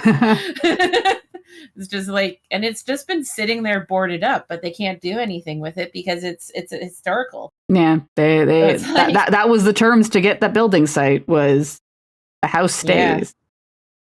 Yeah, so it's just they can't do anything with it. The house is boarded up, I guess, for security reasons, or there's nobody willing to run it or anything. So I remember. I don't know if you may not recall this. So there was a historical house in the north, and they wanted to tear it down. They wanted to tear down everything to for something. I think I can't remember the exact whatever's there now. I don't care. But they were like that. The house's historical site, right? And they were like. So the concession they ended up doing is they full ass moved the house. Like they got these trucks and lifted the house off its foundation and drove it to a new location because they did not want to keep it where it was. But tearing it down wasn't an option either. That's been done a lot of times. And you know what? As somebody who has a full appreciation of history and historical remnants, and I think stuff like that is important. I do agree with it. It's just weird driving down the road. And then, because I remember I was, when the actual move was happening, I was at the park or something nearby. And it was just you're just watching the road and then you just see this house driving by and you're like, oh. That was the thing. There you go. Go house, go. Yeah, the ones that are the most interesting to me are when they what's the word? They deconstruct it, but they mark, every brick, every piece of wood to go back the way it was. Yeah. Yeah, so they can just pack it up. They make it Lego. Make it easier. Yeah, and so then they just move it to wherever the new location is, and then they just reconstruct it. Yeah, but because everything was marked and the new location is usually, they try to make it somewhat similar to where it originally was. Mm-hmm. So then you get something that just looks like it's been there forever, even though, some billboard or some historical plaque will be like, oh, this was over in location A, but because of strip mall or whatever, it was moved over to location now B, it's so here. It's been here ever since. Yeah, and it's like, wait a minute. Wait a minute. Oh, that's really cool, Tater. Yeah, I I believe some deference must be made to history because A, history is fascinating, and B, it prevents us, or ideally, it should prevent us from making the same mistakes. You think? You'd think, but broadly gestures and everything. Broadly gestures. Yeah. Oh boy, Liz, we live in a society. We live in a society. Sorry, every time I see this piece of wood, like I know it's just how I see Hal from 2001. Oh, like I'm afraid I can't allow you to do that, Dave. Anyways, I know it's not, and also because I'm going to be taking it apart. But right now, it looks like Hal, especially because I have to paint it white.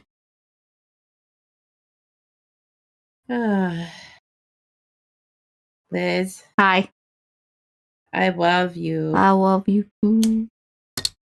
I'm glad we're friends, Liz. Aw, me too.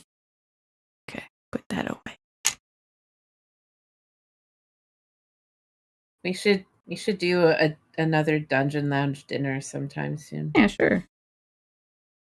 I don't know when and I don't know where, but we should arrange something with Flora. We can figure out a thing.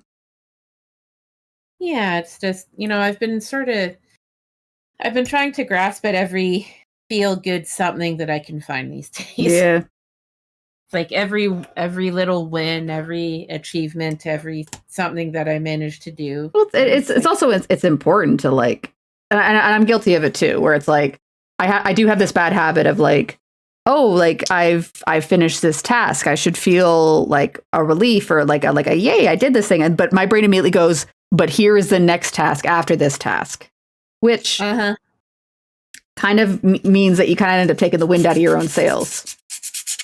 Yep, I get that. It's anxiety brain. Yeah. It's like, okay, you did the thing, but that thing over there is also on fire. Like, oh. Shut up, brain. How dare you? Let me enjoy this victory. Which is, I usually try to mark all of my little victories somehow. Yeah, it is important to kind of like acknowledge the wins, right? Yeah, like, a few days ago, I cleared off a shelf and I reorganized it. And now I have more storage space for some of my clothes. Good. And my room looks neater now. And I'm quite pleased with it. And I was like, yay, I did a thing. You did a task. Yeah. Liz, I did a thing. You did do a thing. Thank you. And I'm proud of it. You should be. Thank you. And thank you, Tika. I would say we don't congratulate. And I'm speaking like in general, not specifically to any one person. Like we don't congratulate enough for being able to baseline adult. Like, where is my parade every time I do the laundry? Yeah, exactly. I agree. Give me my laundry is a never-ending slog, and I want someone to say I would appreciate it if someone every time I did the laundry was like, "Good job." It could be you. Exactly. It could be anybody. I don't care who congratulates me. I just want someone to congratulate me, damn it. Give me recognition. Like, congratulations, you got out of bed and had a shower. Good job. Thank you. I need some serotonin. Yeah. Give me a head pat and tell me I'm pretty. Yeah, where's my cookie? Where's my cookie? Yeah. Oh, I know where my cookies are. They're with the Girl Guides right now. I got off the commuter train coming home, and there was just a pack of Girl Guides waiting, shouting, Girl Guide cookies on sale, $5. Come get your Girl Guide cookies. We've got tap payment enabled. You don't need cash. Come get your Girl Guide cookies. Oh no, they knew their target audience. Yeah. The tired commuter. Yeah. Yep.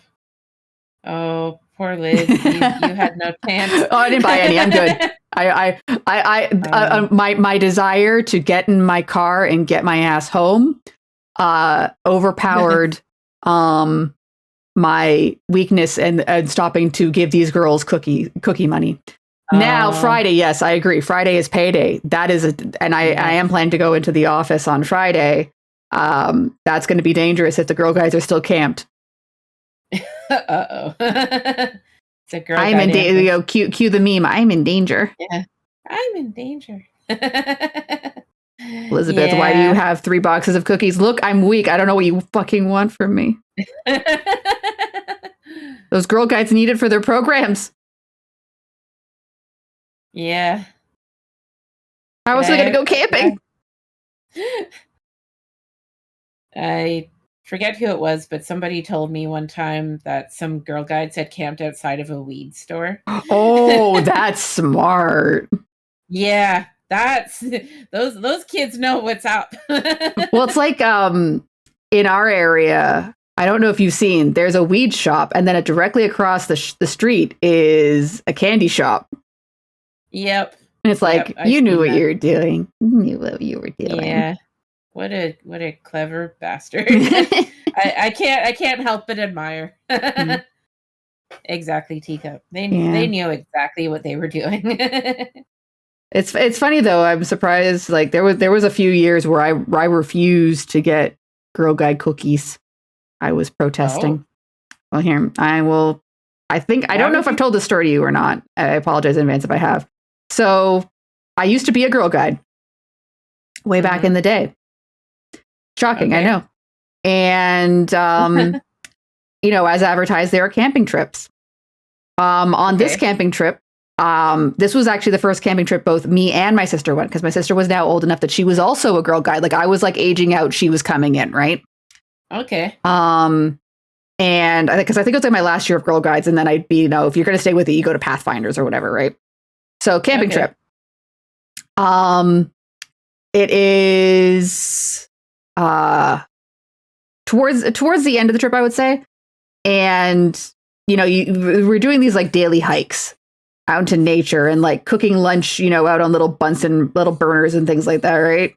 Whoa. So we are heading out for one of those walks. And as we were setting out, because I have a small bird bladder, I'm like, sorry, I need to go to the washroom quickly. Can we wait a second? And they're like, yeah, sure, fine. So because I wanted to, and also because it's like, while you're at the campsite, there's actually proper washrooms. You're not peeing in the bushes. So I go use the washroom, finish my business, come back out. No one's there. Oh no. And it's like, I don't know the route they were going on or anything like that, because I'm, you know, basically a little kid. So I'm like, oh no, what do I do? So I basically just find a corner to sit down on, cry on, because, you know, small kid, don't know what to do. I've been abandoned. They're never coming back. You know, the whole catastrophe cycle, right? Aww. So a certain amount of time later, I do not know. For all I know, it was 15 minutes, right? Like, you know, your sense of time when you're young is garbage. The leaders come back. They're like, oh my God, there you are, you know, and they're getting all mad at me. And I'm like, I was here. You left me. And like, unfortunately, the other girls in the troop are pissed off at me because, remember, they were supposed to be going out on this hike and then having lunch, which means that they had to circle back around to get me. No one's eaten. Oh no. So anyways, so things get straight, you know, the walk ends up not happening. I think everyone comes back and they do the cooking activity at the campsite. Fine, whatever. And I end up talking to I was talking to my sister afterwards, and I'm like, what happened? Why was why did you guys leave? Why did you guys leave me? Right. And she's like, so they were counting, and I tried to tell them not to, but they counted me twice. And I'm like, what do you mean they counted you twice? And they're like, oh, they counted me as me, but also counted me as Elizabeth. And I'm like, because when I was younger, me and my sister looked quite alike. Not that it excuses it. So one leader counted my sister as herself, and then another leader, I guess, doing it quickly, counted her as me. Well, same last names, but like also like, you know, we have different first names and things like that too, right? It's not like we're both Elizabeth. Anyways, things get taken care of for the most part. We get home, we get picked up at the end of it, and then I didn't mention anything about what had happened because I was still feeling ashamed, because it's like, oh, I did something wrong, right? But then my sister brings it up to my parents, and they're like, excuse me, what? Because like even in the end, if nothing happened, like like my parents were pretty overprotective. So like, oh God, like we sent our kids off to camp and they almost lost one of them. And so apparently there was a phone call, and neither of us returned to Girl Guides. Oh no! Because whatever answers were given to my parents were insufficient. Oh no! Poor BB Liz. I mean, it was one of those things where, like, at the time, it was like clearly like they kudos, I'm sure they were like, there was like a group of like 30 young, dumb, idiot girls in their group. I don't necessarily blame them for having an oops and miscounting ahead. The thing I would say I take more issue with is like blaming one of the kids when you have do the fuck up, right? Yeah, I don't know. I've seen so many unsolved disappearance videos. Yeah. Like, it's shockingly easy to, even when you're in a group and you have procedures in place, to lose somebody in the woods. It is. Like, shockingly easy. Yeah. And the fact that more people haven't been lost in the woods and, more close calls haven't been recorded. Like, well, like, let's put it this way. Like, there is a version of this story where I wandered out into the woods trying to rejoin the group and got more lost, right? Like, yeah, I do give credit to my small banshee brain that was like, I'm there somewhere. I don't know where this is. I will stay at the campsite because eventually they have to come back here. Yeah. I just end up I'll just, quote unquote, in theory, miss lunch. Well, for all intents and purposes, I'm glad you didn't get lost forever. Because now we have you. Yeah. Now I have you as a friend. Ooh.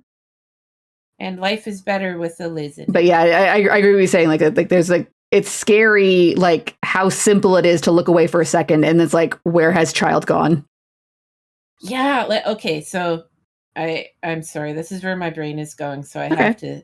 That's all right. One of the unsolved disappearance videos I saw. Your true crime? Yeah. Or is this ghosties? No, this is unsolved disappearance. Okay, so sure, fair enough. Okay. 4-year-old kid. Oh no. Yeah, in the forest with family and friends. Uh-huh. They're all on a well-established path. Right. Literally, family looks away for 25 seconds. Oh no. 4-year-old kid vanishes forever. Oh no. They, big searches initiated. The whole, helicopters, search dogs, teams, everything. Yeah.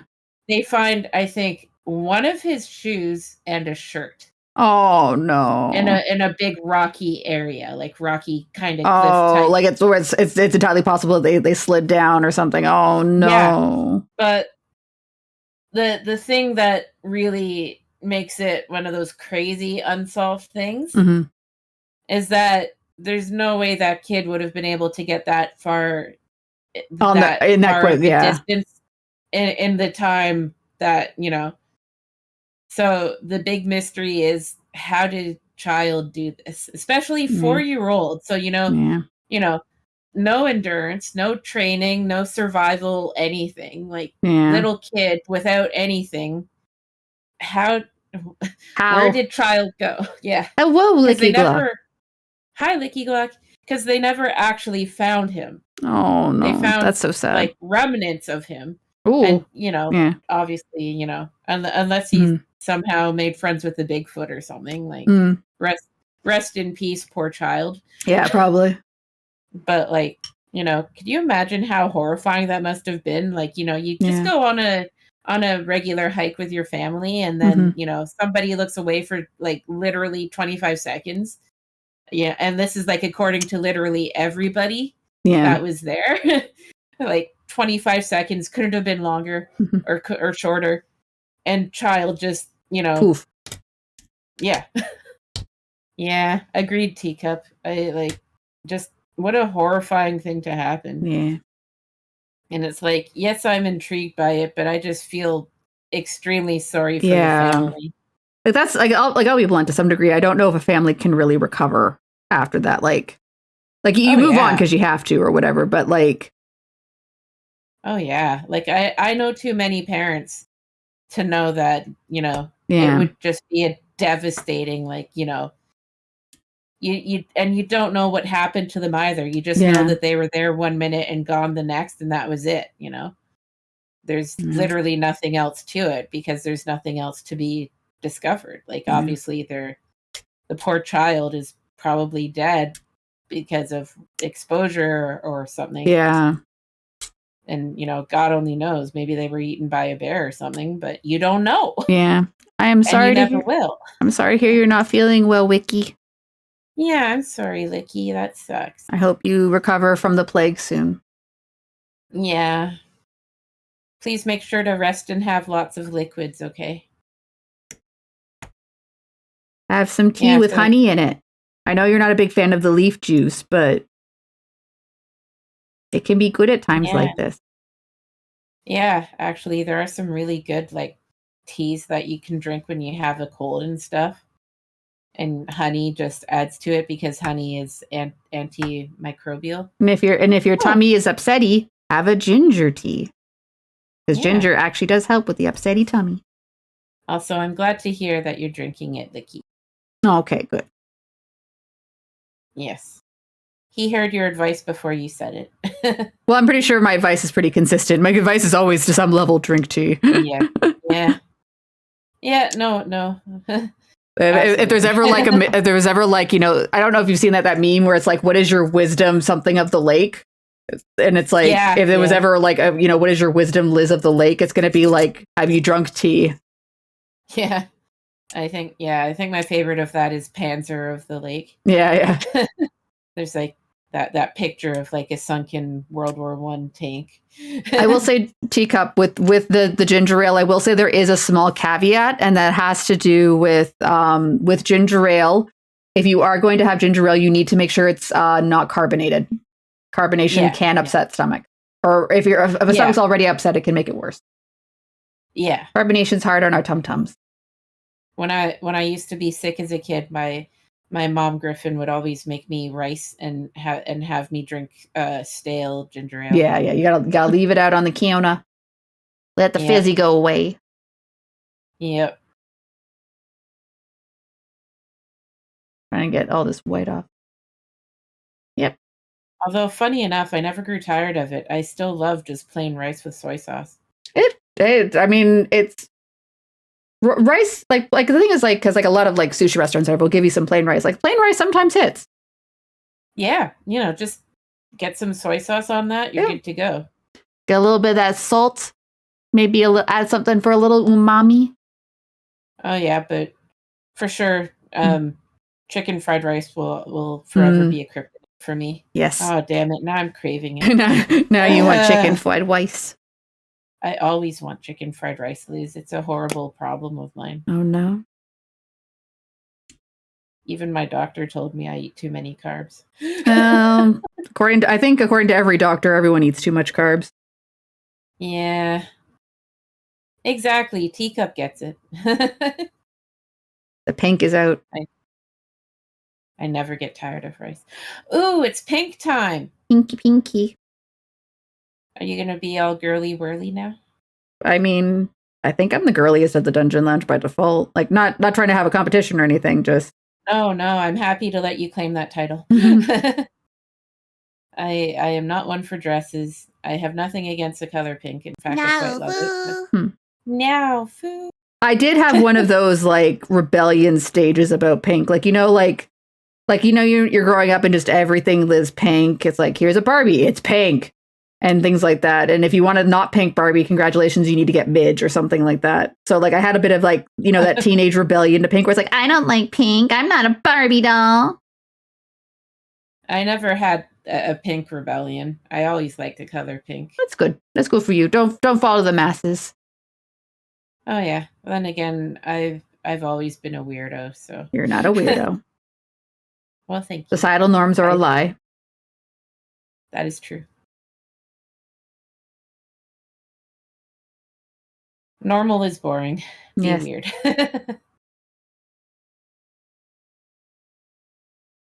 How dare you eat the baby sharks, Tater? Yeah. The baby sharks will thank never you. forgive you.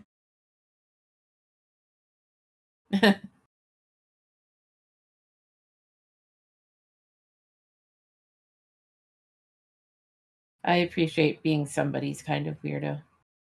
That's, I mean, I'd say ultimately that's kind of the thing. Is like, there's, I don't want to say a person for everyone, but there are, at least in the age of the internet, there's always, you don't have to be alone. There's always someone to find a connection with. Now, they may not be in the same continent as you, and that sucks when that happens, but. Yeah. See, I try to be whimsical. I believe that whimsy is important for sanity maintenance. You got 5 pounds of them. Should you not? Maybe you shouldn't.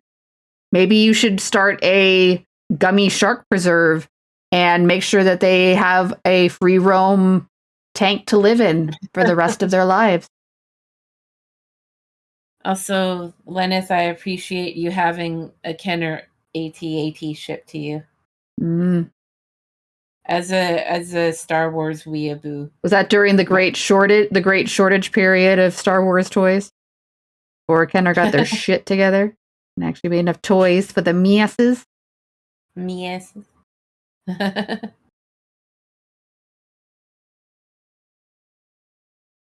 Liz, I love you. I love you too.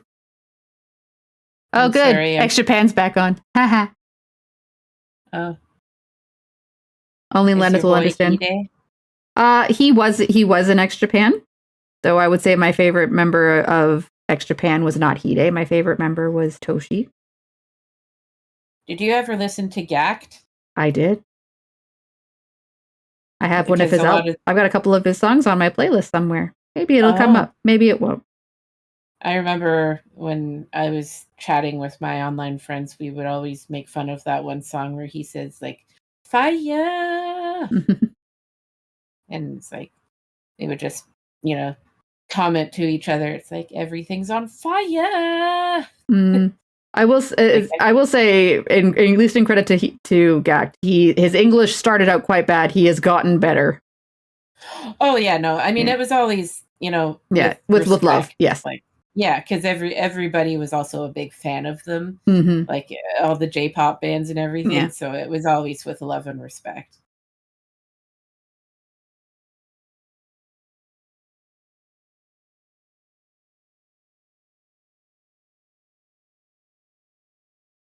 Oh, I'm glad your AT-AT to do it. That's one of my biggest regrets about some of my childhood toys. Is my parents convinced me to get rid of them because I'm an adult now.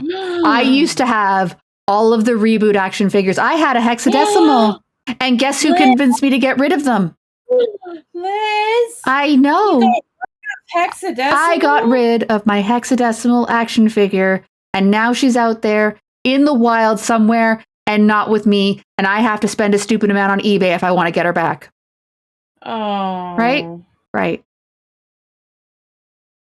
I had hexadecimal. I had Dot. It was just, I had a Dot's Bob. Girl. Yeah, there were Reboot action figures. Teacup. I think they were actually done by Kenner. Yeah. And with hexadecimals, you could switch her faces out. You can switch the masks out to her emotions.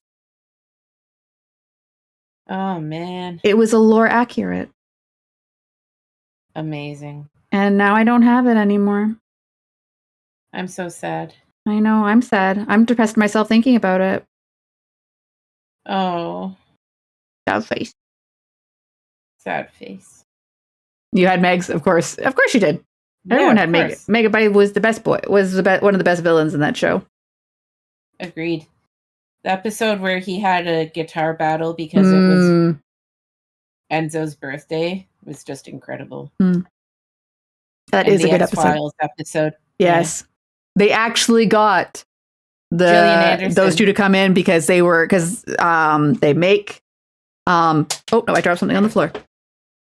They made X-Files. They filmed X-Files in Vancouver for a long time. And that's where apparently that's where the studio that made for Entertainment, which made Reboot.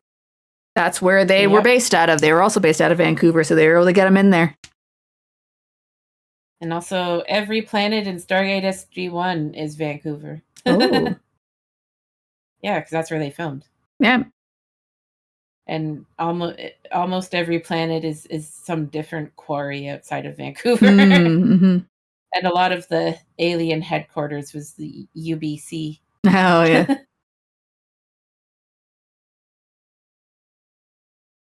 It's still weird, like, watching, like, The Boys and recognizing parts of Toronto. Yeah. Like, I love that Roy Thompson Hall is the headquarters for Vought. Well, it's not technically Roy Thompson Hall. It's the building across from it. But yeah, I know what you mean. Yeah. Yeah. And, like, the courtyard where Homelander lasered everybody in his head is just outside of there. Yeah. Oh, hello, Gwym. Thank you for the hideaway and switch. I'm switching. Oh, thank you. Also, I found out today they were filming a really big TV series that I won't mention because it could, if you look it up, it could possibly also dox us. Yeah, I saw as well. Yeah. Yeah, people got mad because they had prop dead bodies out and people didn't realize that they were filming a thing and they're like, oh, dead bodies. Oh, no. But it's like, the presence of people with submachine guns should tell you. Yeah. That, those ain't legal on Canadian sweet. Yeah, number one, we're in Soviet Kanukistan. Number two, the the actual location of the TV series is in Canada, so it's appropriate. That's great to know, Grim, that you've been here the whole time. Yeah. Creepily. Yeah. You could have said hi. Grim is, I guess, being a lurker. Lurking's okay. Like, that's my house, I don't know you. Get out of my house. Are you kidding? I'd love it if somebody filmed where I live, but one time in my parents' house. Say hi in this economy. Sorry. Jesus Christ. Say hi in this economy? Yeah, exactly. Can I afford to greet you? We got a letter in the mailbox that said, we are a film production company that is looking to film in your neighborhood and would like to use your house. We will pay you for it. And my parents, of course, because my parents are my parents, never even gave it a second thought and just tossed the letter. Like, I will say, though, like, sometimes, like, it is not good to be the house that has been on a show. Because, like, say, for instance, the house that was the house of the home for the main character of Breaking Bad, those poor people ended up selling their house after the run of the show because people kept coming to their home to throw pizzas on the roof to emulate a specific part of the show. Oh, Jesus. So at the one hand, it's like, oh, it seems like so cute or it seems like a fun idea. Like, let them shoot and you get to, have your house or whatever in posterity. And then there's the other part of, I want my privacy. Stay the hell away. Don't throw pizzas on my roof. Yeah, I mean, I don't fault people for that. Yeah. But all the same, it would be pretty cool to be like, hey, that's my room. Where this dramatic thing happened is my room. It's like, this actor was breathing the same house air that I breathe. Yeah, there's been a couple, like where I work, there's been a couple of movie shoots. I won't say what movies, because again, I'll dox. But it's again, it's that kind of like surreal thing where it's like, oh, or it's like, oh, this person is going to be here today, and you need to stay away from these floors because they're a movie star and you're a peasant, so stay the fuck away from them. How dare you, Liz? I know. Well, it wasn't just me; it was everyone was being told to stay away from them. I know. I'm just teasing you. Okay. Wasn't specifically it wasn't like a specifically company email where it was like, attention, Elizabeth. You are not allowed at the fifth. You're not allowed on the 5th floor while they're shooting a movie. Oh, okay. One of my convention friends, she manages guests as like a part-time gig for conventions. Yeah. And every once in a while, she'll make a post about, hey, I need help at this convention. Is there anybody interested? It's on this weekend and I can't pay you, but you get to help with guests. And it's like, that is like, catnip to a congoer. Yeah. You just jump in. So it's Elizabeth D. Lounge. Yeah. So it's like I did it once before when she actually sent out an emergency message. She's like, help, I need people at this convention this weekend. Can you come? So I literally booked a last minute motel room in this very shitty motel that I was staying at. Oh no. And I ended up helping at the con, but she didn't really need me anyway. But I ended up helping for like 2 hours and then I hung out of the time, just like doing nothing. Oh, well, I mean, sometimes it's good just to have the support, even if it doesn't end up being needed. Yeah, no, and she's a wonderful person. She's super sweet. So yeah, I mean, I would drop everything and help her if she needs it. But yeah, needless to say, being woken up at 2:30 by some kind of scuffle outside of your door involving the police shouting, "Put your hands down," is a bit scary when you're alone in your room. Mm-hmm. Yeah, for sure. Oof. And I regret doing that, especially because I have family in that area. But they also had other things going on. Yeah, it was too short notice. They couldn't get you. They couldn't put you up. It was literally a week's notice, so I couldn't just be like, "Hey, family, can I drop in now?" It's like, I require accommodations, family. Accommodate me. My uncle my uncle was at the time recovering from a surgery, so I didn't want to impose on them. Yeah, and it's like although it's kind of funny, after I told them about what happened that weekend, they're like, "Oh, you should have called us. We would have done it." It's like, but I had to pay a deposit on the hotel room, and I can't afford to let a deposit go to waste. But next time for sure. Yeah, I just, I would have felt really bad if I'd like crashed at their place while my uncle was still recovering. Oh God, yeah. So I will say now that I've said that line out loud, I think that will be my new way of like imposing on people. Hello, sister, I require accommodations. Accommodate me. Reginald. Please call my sister. Reginald, I have to go outside. I require accommodations. Reginald, please deal with the peasants. I don't have the strength today. I want you to see this chaise lounge, Reginald. I want you to carry it down the stairs while I repose upon it, because I don't want to get up.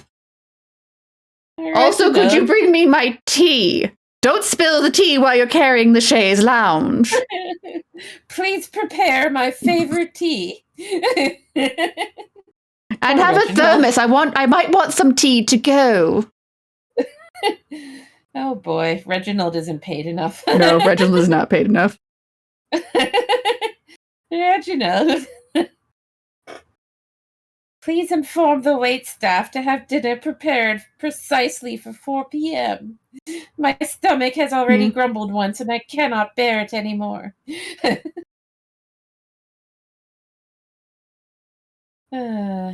Reggie, my tummy rumbly.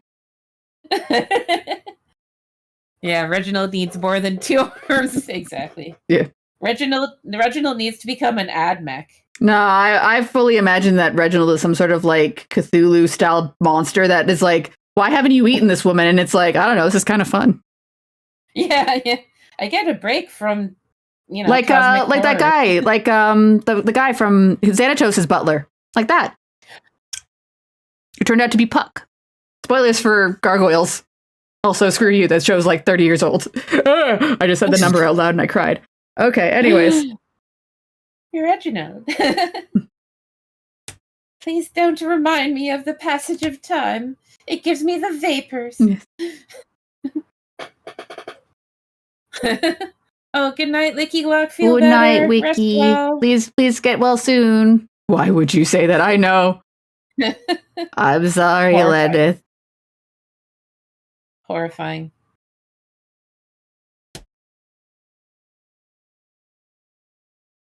No yawning, I will yawn. Oh.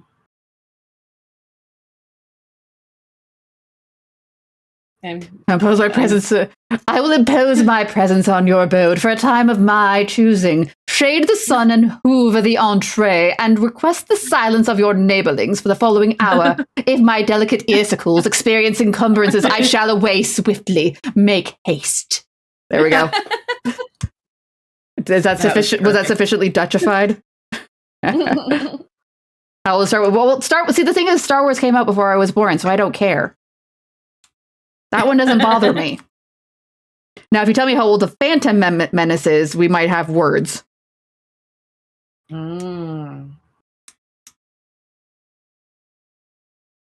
Dutchified? Duchessified. Duchessified. Duchess. Duchess. Oh, Netherlands. Mm-hmm. He's showing his hometown pride. Yes. Congratulations. Ouch. What did I ouch? Yeah. Hometown? I know, it's technically home country. Yeah. We had to touch. Oh, no. Oh. Wow, is it 10 o'clock already? Yeah, time flying. Time flying when you're painting these little things. But I painted all this today. You did. You done good. I've been painting. Liz a painter. Yeah, I mean, this is basically just, I don't want to say like painting in the lines, but it is very much like paint everything. Like paint this, take this thing, paint it. So that. These Tuesday streams have been fantastic. Just like chill out. Oh, I'm glad that you are enjoying that. Start with taxing the rich. Yeah, go for it. Tax them. I agree. Tax them richies. Tax the hell out of them.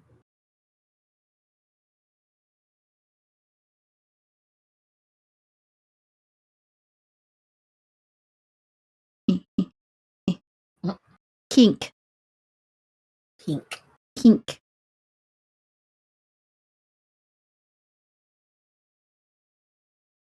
Oh, no. Day.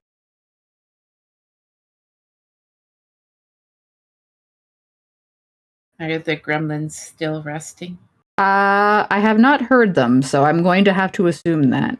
Or if they did wake up, they're being very stealthy. I'm sorry. Do you want me to go find out where they are? No, don't bother them. I was just curious. I'm sure they're... Oh, look at you. You're so cute. Yes, you are, kitty. Yes, you are. Yes, they are cute. Oh. I saw a YouTuber do a video about parasocial relationships. Okay. And then I realized as a streamer that I have parasocial relationships. You do? And it kind of creeped me out a little bit. Well, parasocial being, you know, people are aware of you and have an opinion of you, despite you having never interacted directly with them. Yeah, and people, you know, could think of me theoretically as some form of friend. Yeah. But I don't know them. Yeah. And I don't know, something about that just really creeped me out. It was just like, you know, how many people know that I exist now?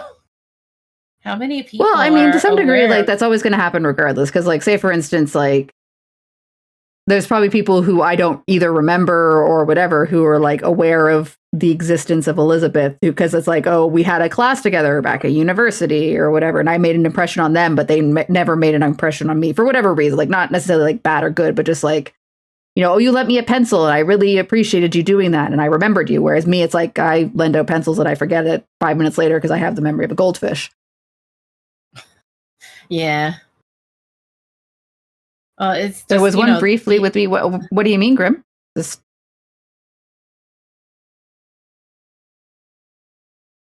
Oh. Did you have did you? Oh. Oh. Well, I don't know what to tell you about that, Tater. That you are the arbiter of your YouTube algorithm. Briefly a cat. Oh, you briefly had a kitty with you. Oh no. Oh, kitty. Oh. This was topics ago. Fair enough. We like migrated and forgot. Yeah. That's our goldfishness acting up. Or shiny. We see shinies. I mean, like ultimately the thing with like streaming and things like that is like ultimately the person's out there either to like have some fun or, you know, entertain or whatever. And it's just, you know, unfortunately it can't really be a two-way street all the time. That's, you know, that's how it goes. Yeah. Yeah, no, I know. It's the nature of the beast. It's just kind of crazy. Yeah. It's kind of crazy to me. It's just like I came to the realization and it was just like, hey, I'm now a part of like the whole parasocial environment. Yep. Without even trying. It's just like weird. It's just weird. You know? Yeah.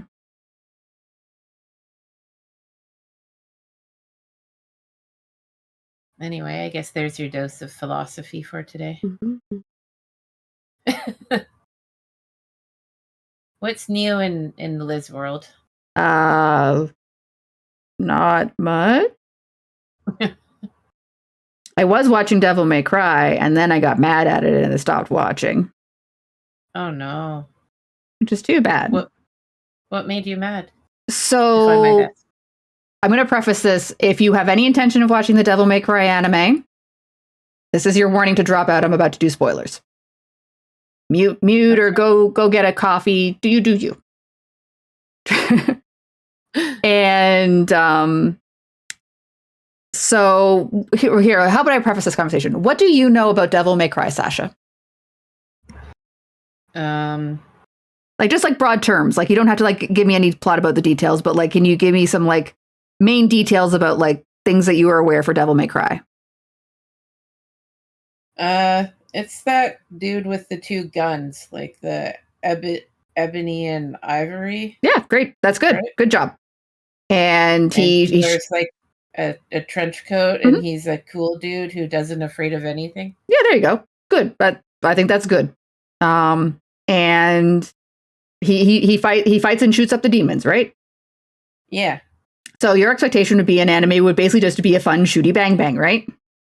Yeah, car chases and whatnot. Yeah, and like I'm watching the first episode or so, and like they're leaning into that kind of like Daredevil early 2000s action movie aesthetic. So like here's your example. The opening credits song is Limp Bizkit's Rollin'. Oh damn! Like they are leaning into. Did we get near to in here about because I'm about to get my rant on. So like for all intents and purposes, like this is supposed to be a fun, dumb action show, right? Yeah. And then it turns out that it's actually a commentary on the Iraq War, and the demons aren't actually bad people, but just actually refugees. And all the time that you've been glorifying the killing of demons and going, oh, wow, they shot him really good. You should be feeling bad because those were actually just refugees who need a home.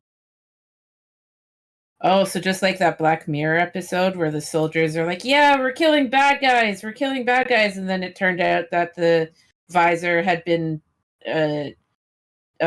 disguising reality, and it turned out they were just killing like people. Well, I mean, to some degree, the idea is that they, Dante and his attaché or whatever you want to call it, his merry fun gang, were operating on incomplete information. But at the same time, it's like, excuse me, what?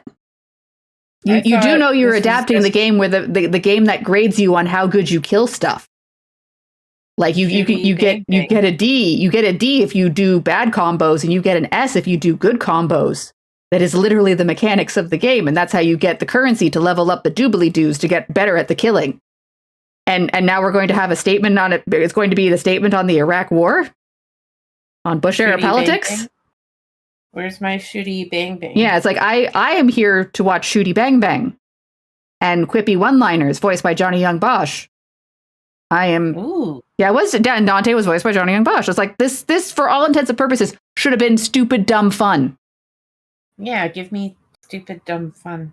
If I wanted my political statements, I know where to get them, and I don't go to Devil May Cry for it. I forgot about Johnny. Anyway, so that's my rant about Devil May Cry. I don't like it because I'm not saying you can't like recontextualize a thing or whatever, but I don't know. Just for me, Devil May Cry wasn't it.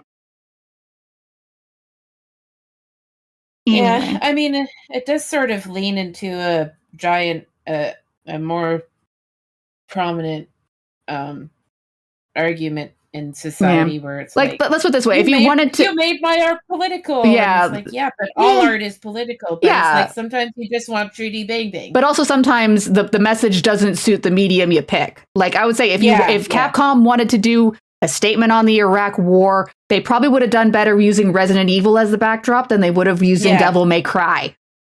Yeah, I mean, I agree. Some art is just not suited to it. Yeah. Sometimes it's not pulled off correctly. And like I've seen some really good recontextualization of things. Like for example, speaking of Resident Evil, the Resident Evil Village. My roommate was telling me that there is apparently a really popular fan interpretation of it where it's actually about the oil spills around because it's set in Louisiana, so the oil spills that happened around Louisiana and Texas and everything, and how the environment was affected forevermore. And, and people got caught in the crossfire of the environment and money and big corporations escaping culpability and yeah. See, again, I feel like Resident Evil would have done a better job with where they were going with that type of plot line. Kind of like, because like say for instance, this is the same studio that did Castlevania, the anime, and that one had a pretty heavy critique about Christianity in it. But that one I was more okay with because, like, a game with literal crosses as a weapon. Yeah, I'm fine with you maybe dropping a little religion in here and having some thoughts and feelings about it. And also Dracula did nothing wrong. But anyways. Let's get that out of the way now. I like that anime. That was a good like that. Like the thing is, like that message, that Christianity message was not part of the original Castlevania games, right? Mm-hmm. So I'm not necessarily opposed to recontextualization or like, but it does need to align. And ultimately, my issue with Devil May Cry is that, as Grim kind of said, there's a good IP, but the execution combination that they came up with, it didn't worky.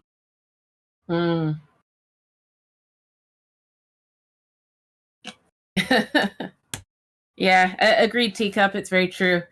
And Lennis, hugs. But like I think when it comes to quote unquote politicization in terms of the idea of thinking of art as separate from politics when they've always been inextricably linked, I think it's got to fit the context of whatever art you're politicizing. Yeah. So it's like, absolutely, examine something that's deep and important with whatever thing you're doing. You just have to play it right. Yeah. So I mean, if something doesn't fit the context of whatever you're examining, then choose another context or go a different direction. We're getting a Lenneth story. Okay. Please don't tell me that Johnny Young Bosch is secretly a shit. I don't know if I have the mental fortitude for that news right now. Like I know Vic Minnamina is a problematic person. Yeah. Oh shit! Here we go again. Oh, good. Oh, he's amazing. Yay! Yay. I like happy endings. We can enjoy this one. Good. Instead of going, oh no. Oh no. Now I have to get rid of all my Vash the Stampede merchandise. I still want to cosplay Meryl. Yeah, you should. I've always wanted to cosplay Meryl. You'll just need 50 million Derringers. No, wait, no, is that Meryl, or is Meryl the one with the one big gun? Derringer Meryl. Yeah, okay, so I was right, okay. Yeah, you just need 50 little itty bitty Derringers to put in your coat. Yep. It's just, she's not a popular cosplay, so it's very hard to do that. Yeah. So I did remember seeing once on Etsy that someone had a 3D print for sale of the guns. Oh, like basically like they weren't painted or anything, but they were basically like, hey, if you need like 30 if you need 30 3D printed tiny Derringers for your Meryl cosplay, pay me money and I will mail them to you. Though good luck finding it now in the current state of Etsy. Oh God.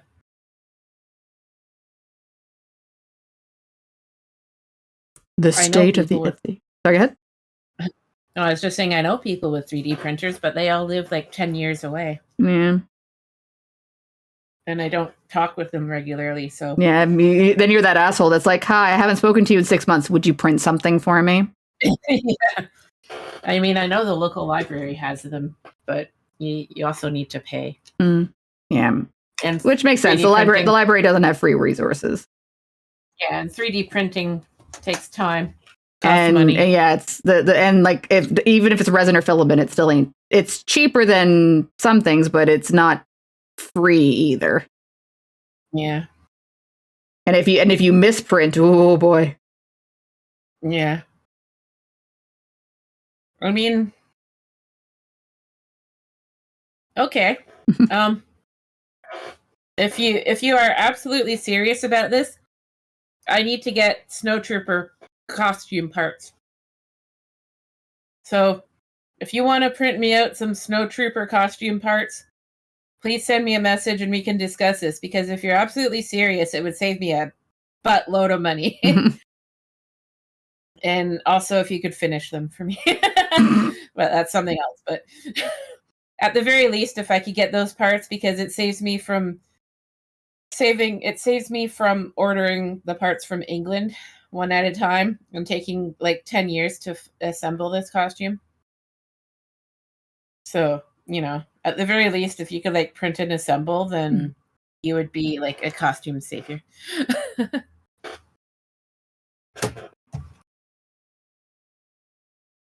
That's fair. Oh no. Oh.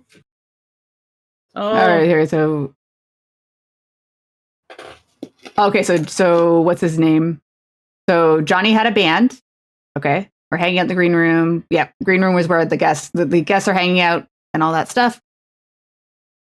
Mm-hmm. Okay, so Johnny was doing a dirty joke. Gotcha. But Amazing. not the worst one. Just the old Banambla joke. Yep. The Banambla member. Oh no! Oh no! You don't put it back in the fruit bowl. Oh no! The Banambla's tainted now.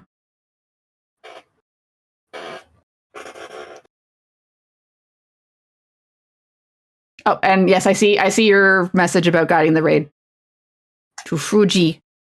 I don't know who Fuji is, but that's where we're going whenever we get there in about 40 minutes. Hopefully they're still alive.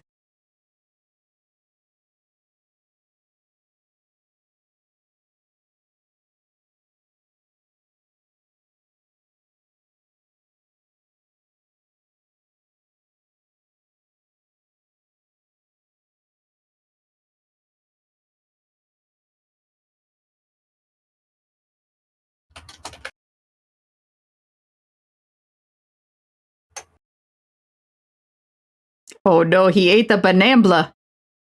A twist. No. He ate the Banambla. Banambla. The pants Banambla. Oh, pants Banambla.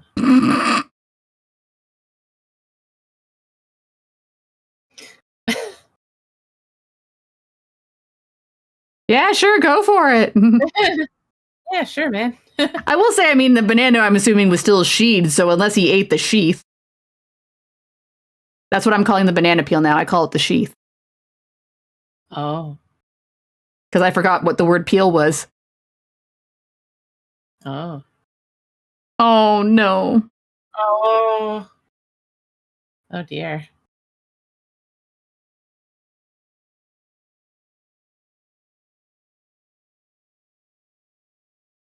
Sheath, that sounds worse. I know, but I couldn't remember the word peel, so guess what? It's sheath now. Oh, no. I have mixed feelings. Oh, no. And then how delicious it was. Oh, no. Oh, no.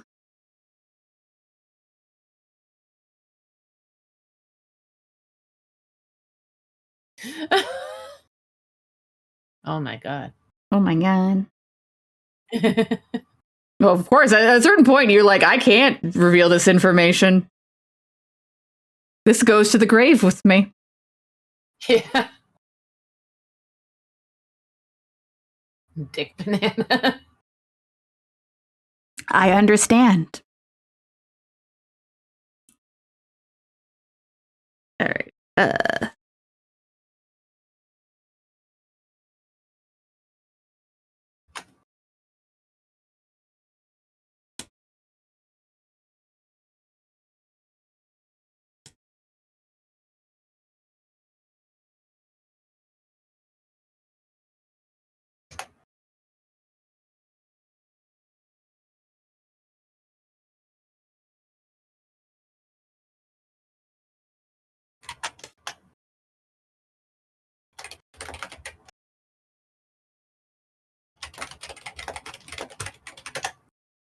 What you typing? Oh, Tater was asking about the snow trooper, so sending him a picture. Gotcha. Apologies for the delay. That's okay. Yeah.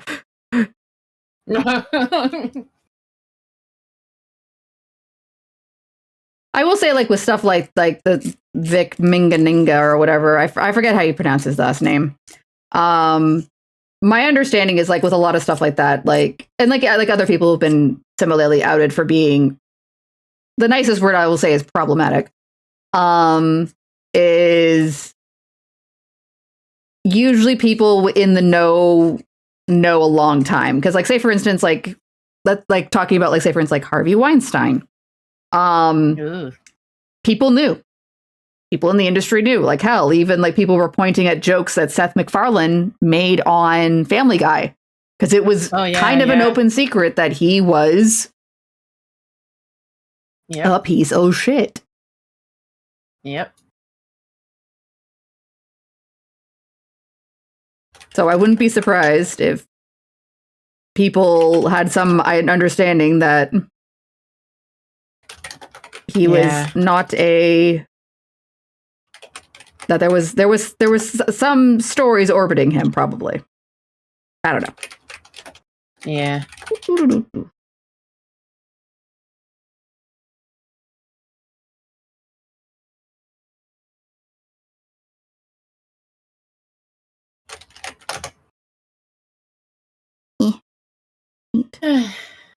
Pink. Oh, it's Gibson. Or what's that line from Red versus Blue? This isn't pink, it's lightish red. Do you know what? Or, like, this is lightish red. Do you know what they call lightish red? They call it fucking pink. You know, it was like, because one guy's armor got recolored. Like, one guy on the red team had his armor recolored. He's like, it's not pink, it's lightish red. And he's like, yeah. They have a name for lightish red. It's fucking pink.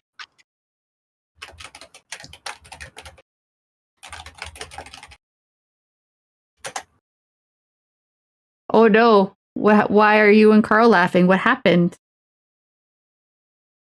Yeah. Carl when we talk about Carl, we're talking about NXT wrestling superstar Eddie Thorpe. Oh. Exciting. Exciting, yeah. Eddie Former Thorpe. star of New Japan Wrestling, but is now on NXT. Oh. Very cool. Yeah. Yeah, I would say I'm pretty sure there's parts of Red versus Blue that have not aged well, especially with what is now known about some of the staff of Rooster Teeth in terms of their, like, I'm not going to say, like, I think a lot of what happened at Rooster Teeth was, I'm going to say most charitably, not well thought out. Like, that kind of, like, you know, you don't quite always shake some of the toxic stuff you grow up with, right? Yeah. Unless someone calls you out on it. But there's other parts that are like, oh no.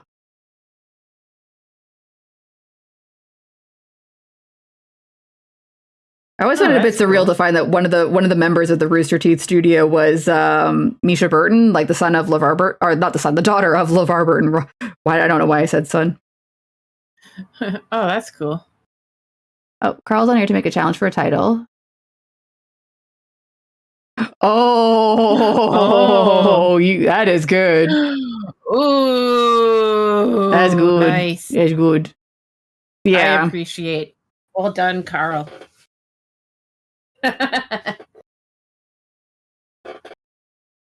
Also, just for reference, Tater, I've been eating the Whoppers you sent me slowly throughout the stream.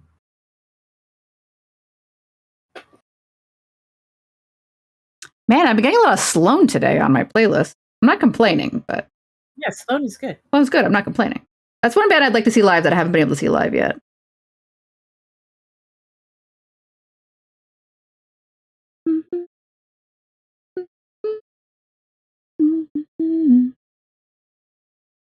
But I want to.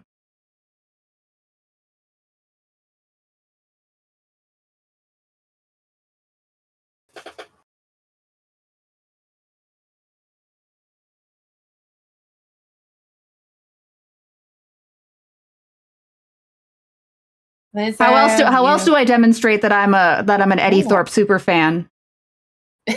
Otherwise, I'll be gay kept by all the other super fans. Oh no! They'll be like, "You're just a fake fan riding on the coattails." How dare you? How dare I?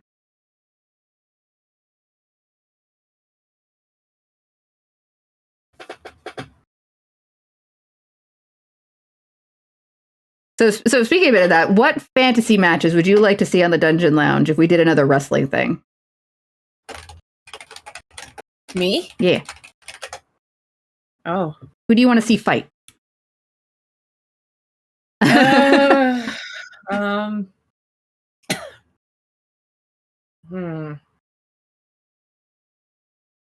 a good question. Mm-hmm.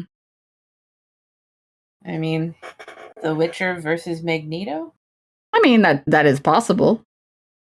I'm pretty sure those things have been made in the fan creation mode. Professor Xavier versus Magneto? That one seems a little weird. If only because, technically, canonically speaking, Xavier's in a wheelchair. Oh, I know. I'm more referring to X-Men First Class. Mm. I think that's a different kind of fight that I think you want to see in that case. I'll be honest, I kind of ship them. So. that's where I was going. Yeah. I'm not gonna lie.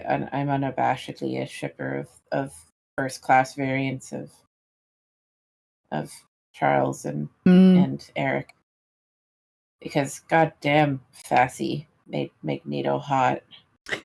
I mean, what? What? Did I say that? What was that one line where Magneto's learning to untap all his power? The place between serenity and rage.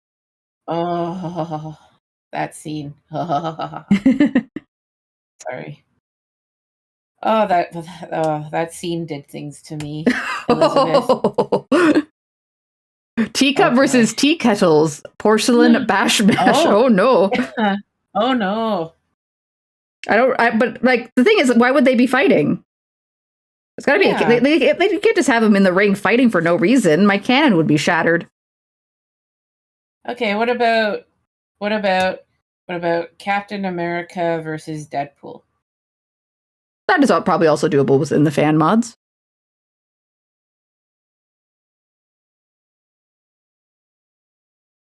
Yes, agreed, Planet.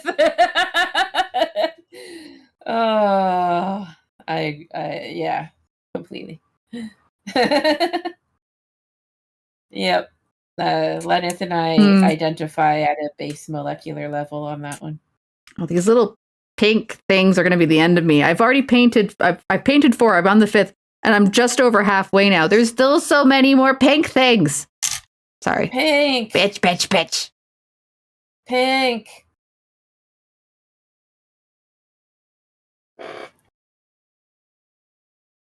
Oh, you have my references make me fight? Yeah, I could. Because Carl is officially in WWE 2K5 now as an official wrestler. He's a real boy now. Oh.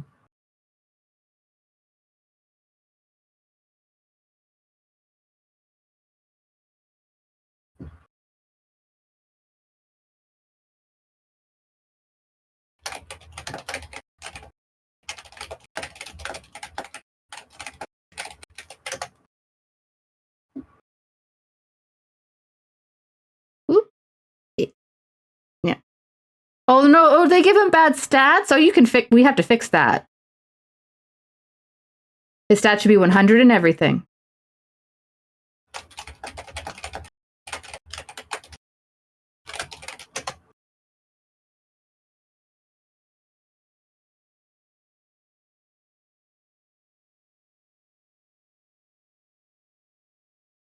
I need more pink. There we go. The pink. Pink. Pink. Pink. And Nikola Tesla is like, yeah, I wouldn't want to give him the attention. Yeah. But we could do Tesla versus Edison because Edison was a hack. Oh, we can go for a bit of a historical fight, sure. Yeah. But only if Tesla wins, because Edison doesn't deserve to win. Mm.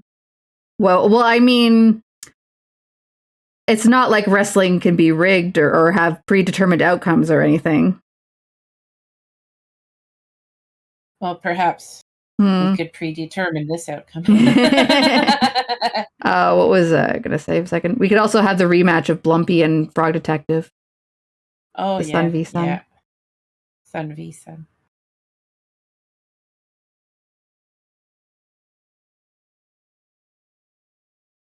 I maintain I also want the one where just Jimmy gets slammed on by the cast of mouthwashing. Yeah. Just for some catharsis. Yep.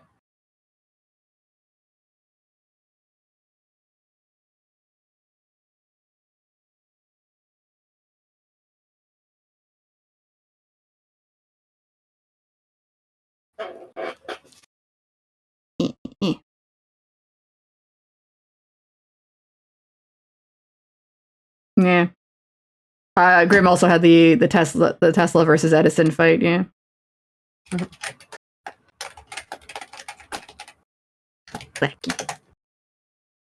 Mm-hmm. Ooh, Cult of the Lamb versus Goat. Oh, yeah, that could be fun. Though we would need to get some sort of like screaming thing for the goat. Oh yeah. Because it just goes ah ah. Because when you give me a button that causes a thing to scream, I will push the button. Of course. Any game that has a screaming option, I will indulge the screaming. Of course. It's true. Because you're you. Oh, now I remember that the composer of Cult of the Lamb died, and now I feel sad again. Oh. Know what I should put on Throne? What should I put on Throne? Yeah. Stream Deck. Oh, okay. I mean, possible. Stream Deck would definitely be handy right now because like half my desk is covered in paint stuff. Ah. And my keyboard is not accessible. Yeah, Riverboy. Oh, that was so like, and that was like so out of the blue too. Yeah. Too bad. Yeah.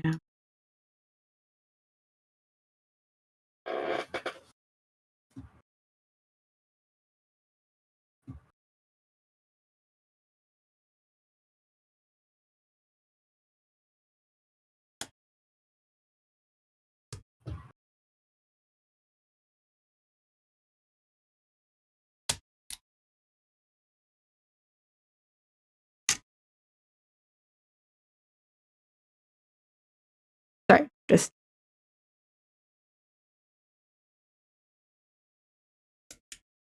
I might be able to get all these little pieces painted by the end of stream. That's not bad. I believe.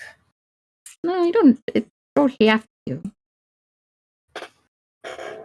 But I do, because you're my friend. Oh, thank you. And I love you. Love.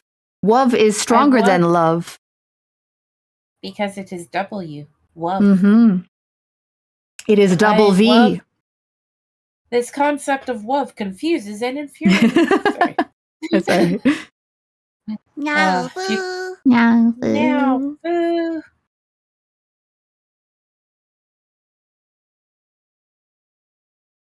Nafu? Nafu? Nafu? Nafu? Nafu? Aw. Yeah.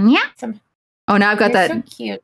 There's like funny enough, is for Gact. There's a song that starts with a nya nya, and then a guitar riff goes right into it. So every time I hear nya nya, that's my main is my brain immediately is like nya nya. Aww. Oh, wo vi cho bu ning fin. Wow. Yeah. I'm remembering that part. Do you remember from the Robin Hood Prince in Tights where there's the man at the end of the movie doing the wedding ceremony? And he's doing that long speech with that silly voice where he was like, whoa, wigs eyes together. He's like doing it like basically what a proto uwu voice because Robin Hood Men in Tights was like what, late 90s? Oh, yeah. Whoa. Don't tell me how old that movie is. Yeah. Don't ruin Liz's night. Whoa.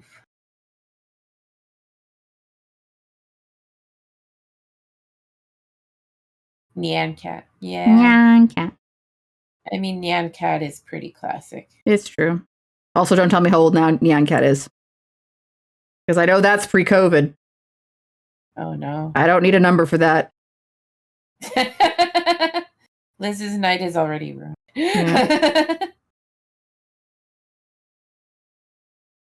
I remembered how old Gargoyles is. I remembered that I got rid of my hexadecimal action figure.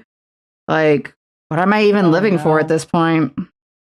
Yeah. Oh, no, Liz. All sympathy can be directed to my throne. I'm joking. Oh, I love you, Liz. My head is still too. You know what? Honestly, it's 2008. We never left 2008. Yep. We're back at that. We're back at that recession. Ugh. Honestly, compared to this recession we might be about to have, I'll take the 2008 recession. I wouldn't. Although the movie that was made about it had a hot actor I like in it, so. They're already making movies about the 2008 recession? Well, they made a movie about the stock market crash. Oh, yeah, I guess they would. They always make movies about the stock market. And it was a great movie because it had a hot actor I like in it. But that's beside the point. What's the hot actor? He has a weird name, but I like it. His name is Hamish Linklater. Okay, I think I've heard that name. I can't put a picture. He was the hot priest in Midnight Mass. Right, that guy. Yeah, he was in the Big Short, which is the stock market movie. Mm. He was one of the young asshole stock market people. Mm. He does strike me as a type that can play a young asshole. And he does it well. Mm-hmm.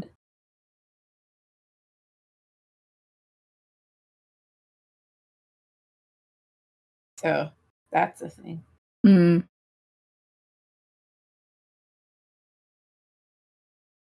I mean, I'd like to think everyone has something to live for, Tater.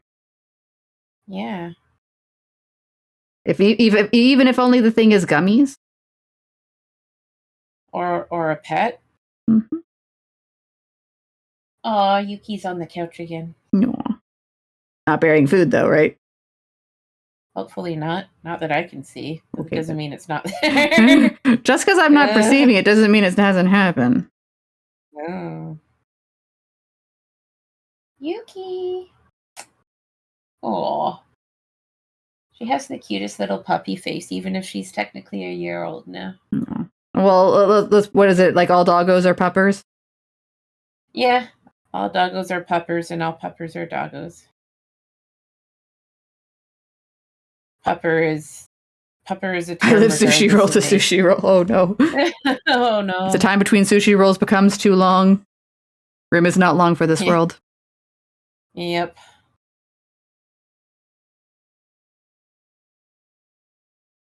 Oh, okay. I'm sorry. Oh.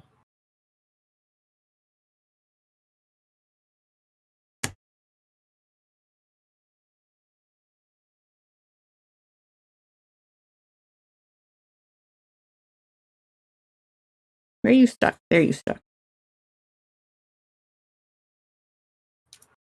Look, I've gotten through almost a whole stream without poking myself with an X-Acto knife. Or breaking anything. Go, Liz, go. I don't know. I had to say shit, Tater. I don't remember it 5 minutes later. Direct sushi rolls. I don't think sushi rolls are on Throne. Or at least, like, not like... for this.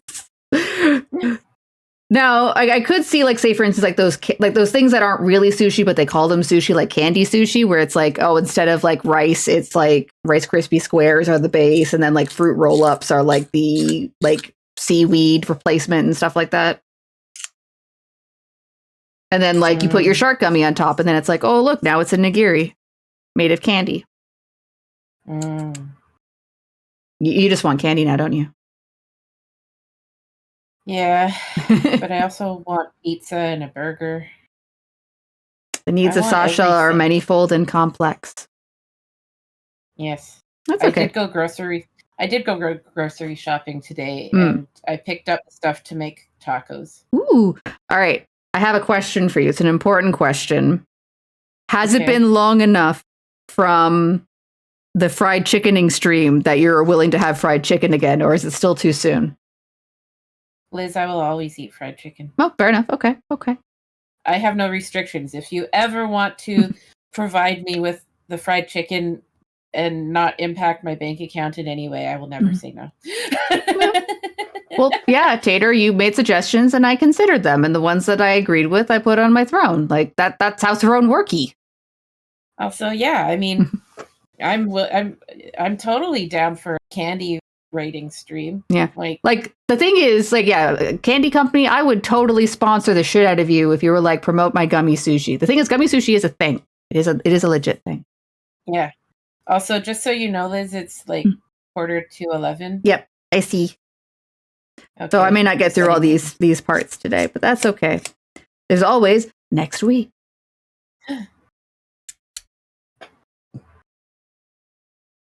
But yes, if you want to do a fried chicken dinner. I don't know if I'm ready for fried chicken yet. Right? If the question is fried chicken, the answer is always yes. Fair enough. Especially if it involves French fries. Or some like I could go. I feel like I'm in a good. Whoop. Tater, what have you done? Tater? Oh no. Tater. Tater. Oh my god, that was a bunch of shit that just went cling. Tater. But thank you very much. Wow. Well, I feel like with gummies, I would be okay because like you can have one gummy and be able to do your tier list rating, or like with chicken, you kind of have to eat more of it. That was yeah.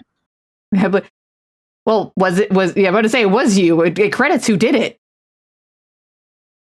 Unless you did it anonymously, but I'm pretty sure I saw your name float up on the screen. Yeah, Throne can be integrated with your Twitchies.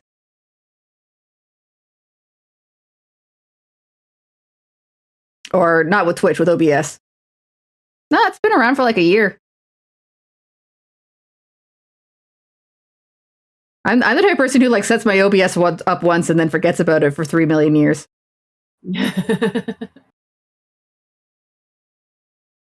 I am by no means technologically advanced.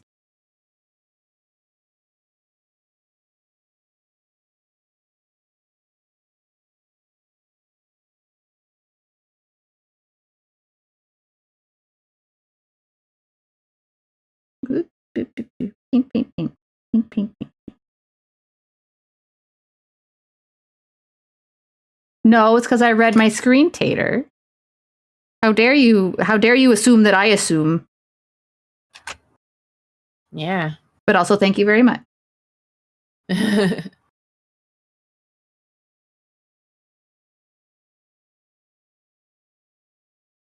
I will do my best to integrate everything into the setup of hobbying.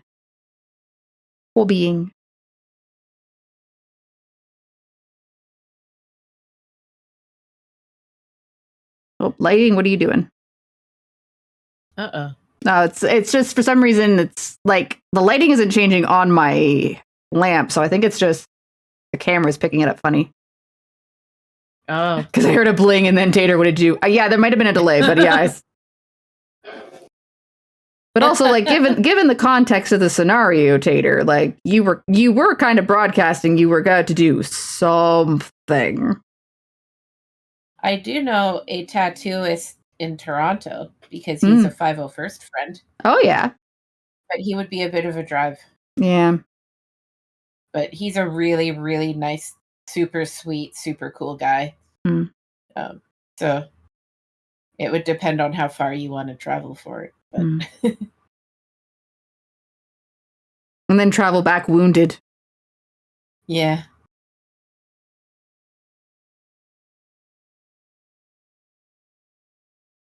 But yeah, he's actually one of the sweetest people I know. And even before I joined the Plastic Spaceman, he was giving me hugs and saying, "Welcome, it's nice to see you." He's just a sweetie. Yeah, so if I could send him business, I totally would, but he's also on the other side of Toronto, so I generally only see him at cons, so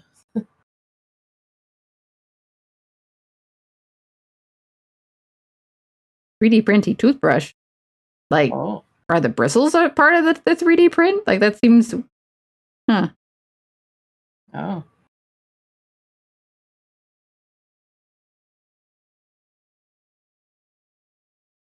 Also, I got myself bacon because my roommate made himself bacon earlier this week, and I got jealous, and I was like, I need my own bacon. It's important to have bacon. Shopping, yeah. So when I went shopping, I was like, I actually got a few more prepared things, and I was like, no, I need to make stuff for myself. Yep. So I put some of the pre-done stuff back, and I got myself cheese and bacon, and so that I can make like bacon cheese grilled cheese sandwiches. And the only pre-done thing I have like trouble saying no to are like those that cheap $10 bag of pizza rolls where it's just like, these are terrible for me. That's hello pizza rolls. So by accident one day I was just like, oh hey, these like you know pizza pockets. They now make a taco variety. What like ground beef and like taco seasonings and everything. So more like if it's like a pizza pocket, would that make it more like a Jamaican patty? Well, it's a taco pocket. Instead of a pizza pocket. Taco. Yeah. And they are extremely addictive. Oh no. Liz. I swear they must put crack in them or something, but dear God, whenever I get them, I just cannot not eat them. And I almost bought them today, but I exercised some discipline, so please be proud of me. I am proud of you. See, this is what I mean. Like, see, you exercise discipline and you got your congratulations. Congratulations. You did a good job. This is what I would like. I think all basic adulting should be rewarded at all times. I agree. So thank you. And I feel much better about myself because now I can make myself tacos and bacon grilled cheese sandwiches. And I'm proud of myself. And now I can make my roommate jealous by eating bacon when he's not. There you go. Although I'll be honest, he actually doesn't bacon that often. that might just be there is the old XKCD comic about your health levels and relative to the age you realize that you can have bacon whenever you want because you control the shopping list. Yeah, I know. It's like that when you get the adult realization that you can cake anytime you want and you don't need a special occasion for it. And it's like, oh. Whoa. Wait a minute. Adults can do this? Yeah, that realization of I can have cake whenever I want. Yeah, I can do that too. I can have cake for breakfast. Legally, I'm an adult. That means I can do legally adult things. Oh boy, the power society has given me. I am not responsible enough for the power I now wield. Yeah, exactly. Free will. Yeah. Delicious free society will. Not realize the mistake they've made. Like, let's put it this way. I could go to the grocery store. I could make my entire next grocery run entirely cookies and make my meals for the next week cookies. the clerk at the grocery store may judge me for buying that many cookies. But I could go hit up those Girl Guides, and then I can pretend that I'm being a worthwhile contributor to society. Ooh. I also almost bought a microwave burrito, but I put that back too. I remember there was like, I don't know if they're probably not the price anymore. I remember like there was a period in my life where I was addicted to like microwave burritos because they were 99 cents. And they were really filling. So it was just like, again, super filling meal for super cheap. But they kind of like, you're talking about like the taco pocket. Like they kind of hit like that. They just hit that right spot where it's just like, I'm satisfied. And, oh, hello, babies. Is there a baby? They went by to get food here. I'll do a swing so you can see them. Let me just. Babies. I would like to see the baby. All right, here we go. We're going on a journey. Look at you. You're so cute. Yes, you are, kitty. Yes, you are. Look, it's the baby. Oh, Feral Beast 2 was like, Yeah. No. No, do not perceive me. Feral Beast What about you? Oh. He's like, I'm eating, bitch. Leave me alone. All right, we'll swim back. Oh, yeah. Thank you for sharing no the problem.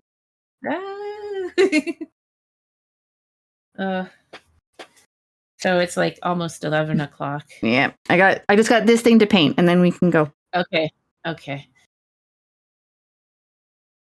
Yeah, I can see the puppy, but I should go give her a pet or something.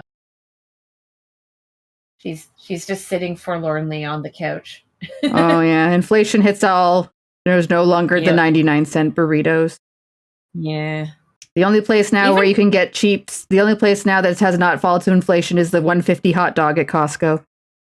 Oh, those hot dogs are so good though. Mm. Like every time I go to Costco, it doesn't even matter. Even if I'm only picking up a thing, I get the damn hot dog. Just because I don't really have any excuse to go to Costco these days, but I have a membership, so I have to go. You could take me to Costco. Do you want to come and do a hot dog date? I mean, a shopping date? Hot dog date. That's weirdly suggestive. Not. Ooh. Wow. It's what? You that went there, not me. Just pointing that out. Okay. Hi, Feral Beast. Oh. She's doing her post-eating grooming. Oh, Feral Beast. Well, I have bought myself Lego before, and although Costco, Lego, Costco. If you guys want to do a Costco trip, absolutely, I will happily take you there. I'll just say, look at my card. These two friends are my guests. Yeah, and now we can all get a $1.50 hot dog. And actually, their French fries are pretty good too. The thing that I remember being really addicted to was they had like an ice cream parfait with strawberry. I remember that was like my big, like when my dad took me back to Costco back in the day. That was like the big, like if we're going to hit the food court, that's what I want. Pizza and ice cream. Which I mean, basically still me now. Next tier list could be Costco food. Oh, that's an interesting tier list idea. Oh, yeah, heck yeah.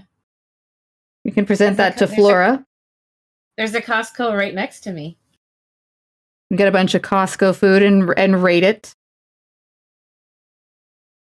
Yeah, although I'd have to get a bigger freezer bag to carry. Yeah, that would be a run that I would say like that shouldn't be one person doing it all. Like that should be multiple people. Yeah. Well, I mean, once you get into Costco, it doesn't have to be me paying. Oh, it gives you recipe ideas? Okay. Yeah, let's do. Oh my god. Okay, let's add Costco to the tier list consideration. Okay.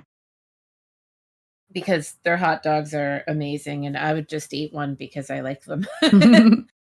Never mind rating it. It automatically gets 10 out of 10 for me. I missed a spot on this. How dare you? I know. Just because we're near the end of the stream doesn't mean you can rush the pieces, Elizabeth. Actually, Costco has a lot of really nice a really nice like pre-prepared foods. Yeah, stuff. They do. I remember their sushi platter was super cheap and it was decent. Like it wasn't like not like the same as going to a restaurant, but like compared to like other grocery store sushi I've had, like a little bit. Oh yeah.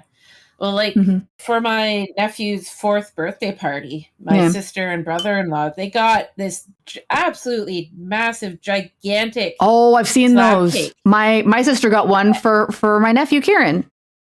And it's just a gigantic cake. Yeah, it's a huge slab, and it had teddy bears on it. Yeah, and they got it for $25. It's like a massive cake for like it serves like 50 people. Yeah. For $25, that's the bargain at twice the price. Like, so like, yeah, no. And they do like those gigantic like veggie platters and deli platters and whatnot. It's like, if you're having some sort of event where there's God, be no, a lot like of people, any gathering of any size, if you're not like like the Costco run, is usually pretty damn helpful. And like they have those huge cartons of like croissants and other bakery and cookies. Croissant. Sorry. And like the cookies they make are like super sweet, but also super. All right. But yeah, it is about that time. So yes, we gotta do the signing offing so we can sleep. Yes. Anyway. CP. But yes, thank you guys for hanging out with us today while I did painting, and thank you, Sascha, very much for hanging out while I was painting. I am always happy to be your emotional support. Yay, my emotional support, Sascha. And yeah, again, thank you for hanging out with the Dungeon Lounge in terms of what's coming up for the rest of the week. Boop. Yes. Oh, I don't have to do any driving tomorrow, so I think I won't have any stress dreams, but yeah. I have work, but it's only like a 5.5-hour shift, so it's not bad. But yeah. Tomorrow is Wednesday, and Flora will be back playing a mystery game. I think she might try Thymesia again, if only just to determine if she wants to continue with the game. I know has mixed feelings about it. It apparently is not quite the Souls game. Ooh, that sounds good. Ooh, that's sorry. Anyways, I'm getting distracted by food. Or if Flora will be playing something else entirely. And then on Thursday, Flora resumes not having a problem with more Balatro. Nope, she totally doesn't have any problems. Yeah. You have a problem. You have a problem, but if you're telling her she has a problem. Anyways, and then I'll be back on Friday at 8 p.m. to play more Atelier Ayumia, which has been... Atelier? I can mute you if I so desire. I don't have to listen to this heresy. Okay? I couldn't resist. Okay. all right. I'm not sorry. No stream on a Saturday, and then all three of us should be back for perhaps playing a little bit of the Rogue Trader at 2 p.m. on Sunday. And then we circle back around on Monday. Flora, maybe playing Thymesia. Don't know. Flora is a creature of many mysteries. Yes. Anyway. You must tune in to see what she does. Yeah. I'm not going to bother with all the social medias because I've seen them already tick by, so I don't feel the need to repeat it. But we do have a recommendation for a raid for Fruji. Let me just copy that. And we're going to raid over there because it has been redeemed by Grim, and we must honor our raid redeems. Thank you for tuning in today, everyone. Thank you very much. Much love. Please take care of yourselves and stay hydrated. Or don't.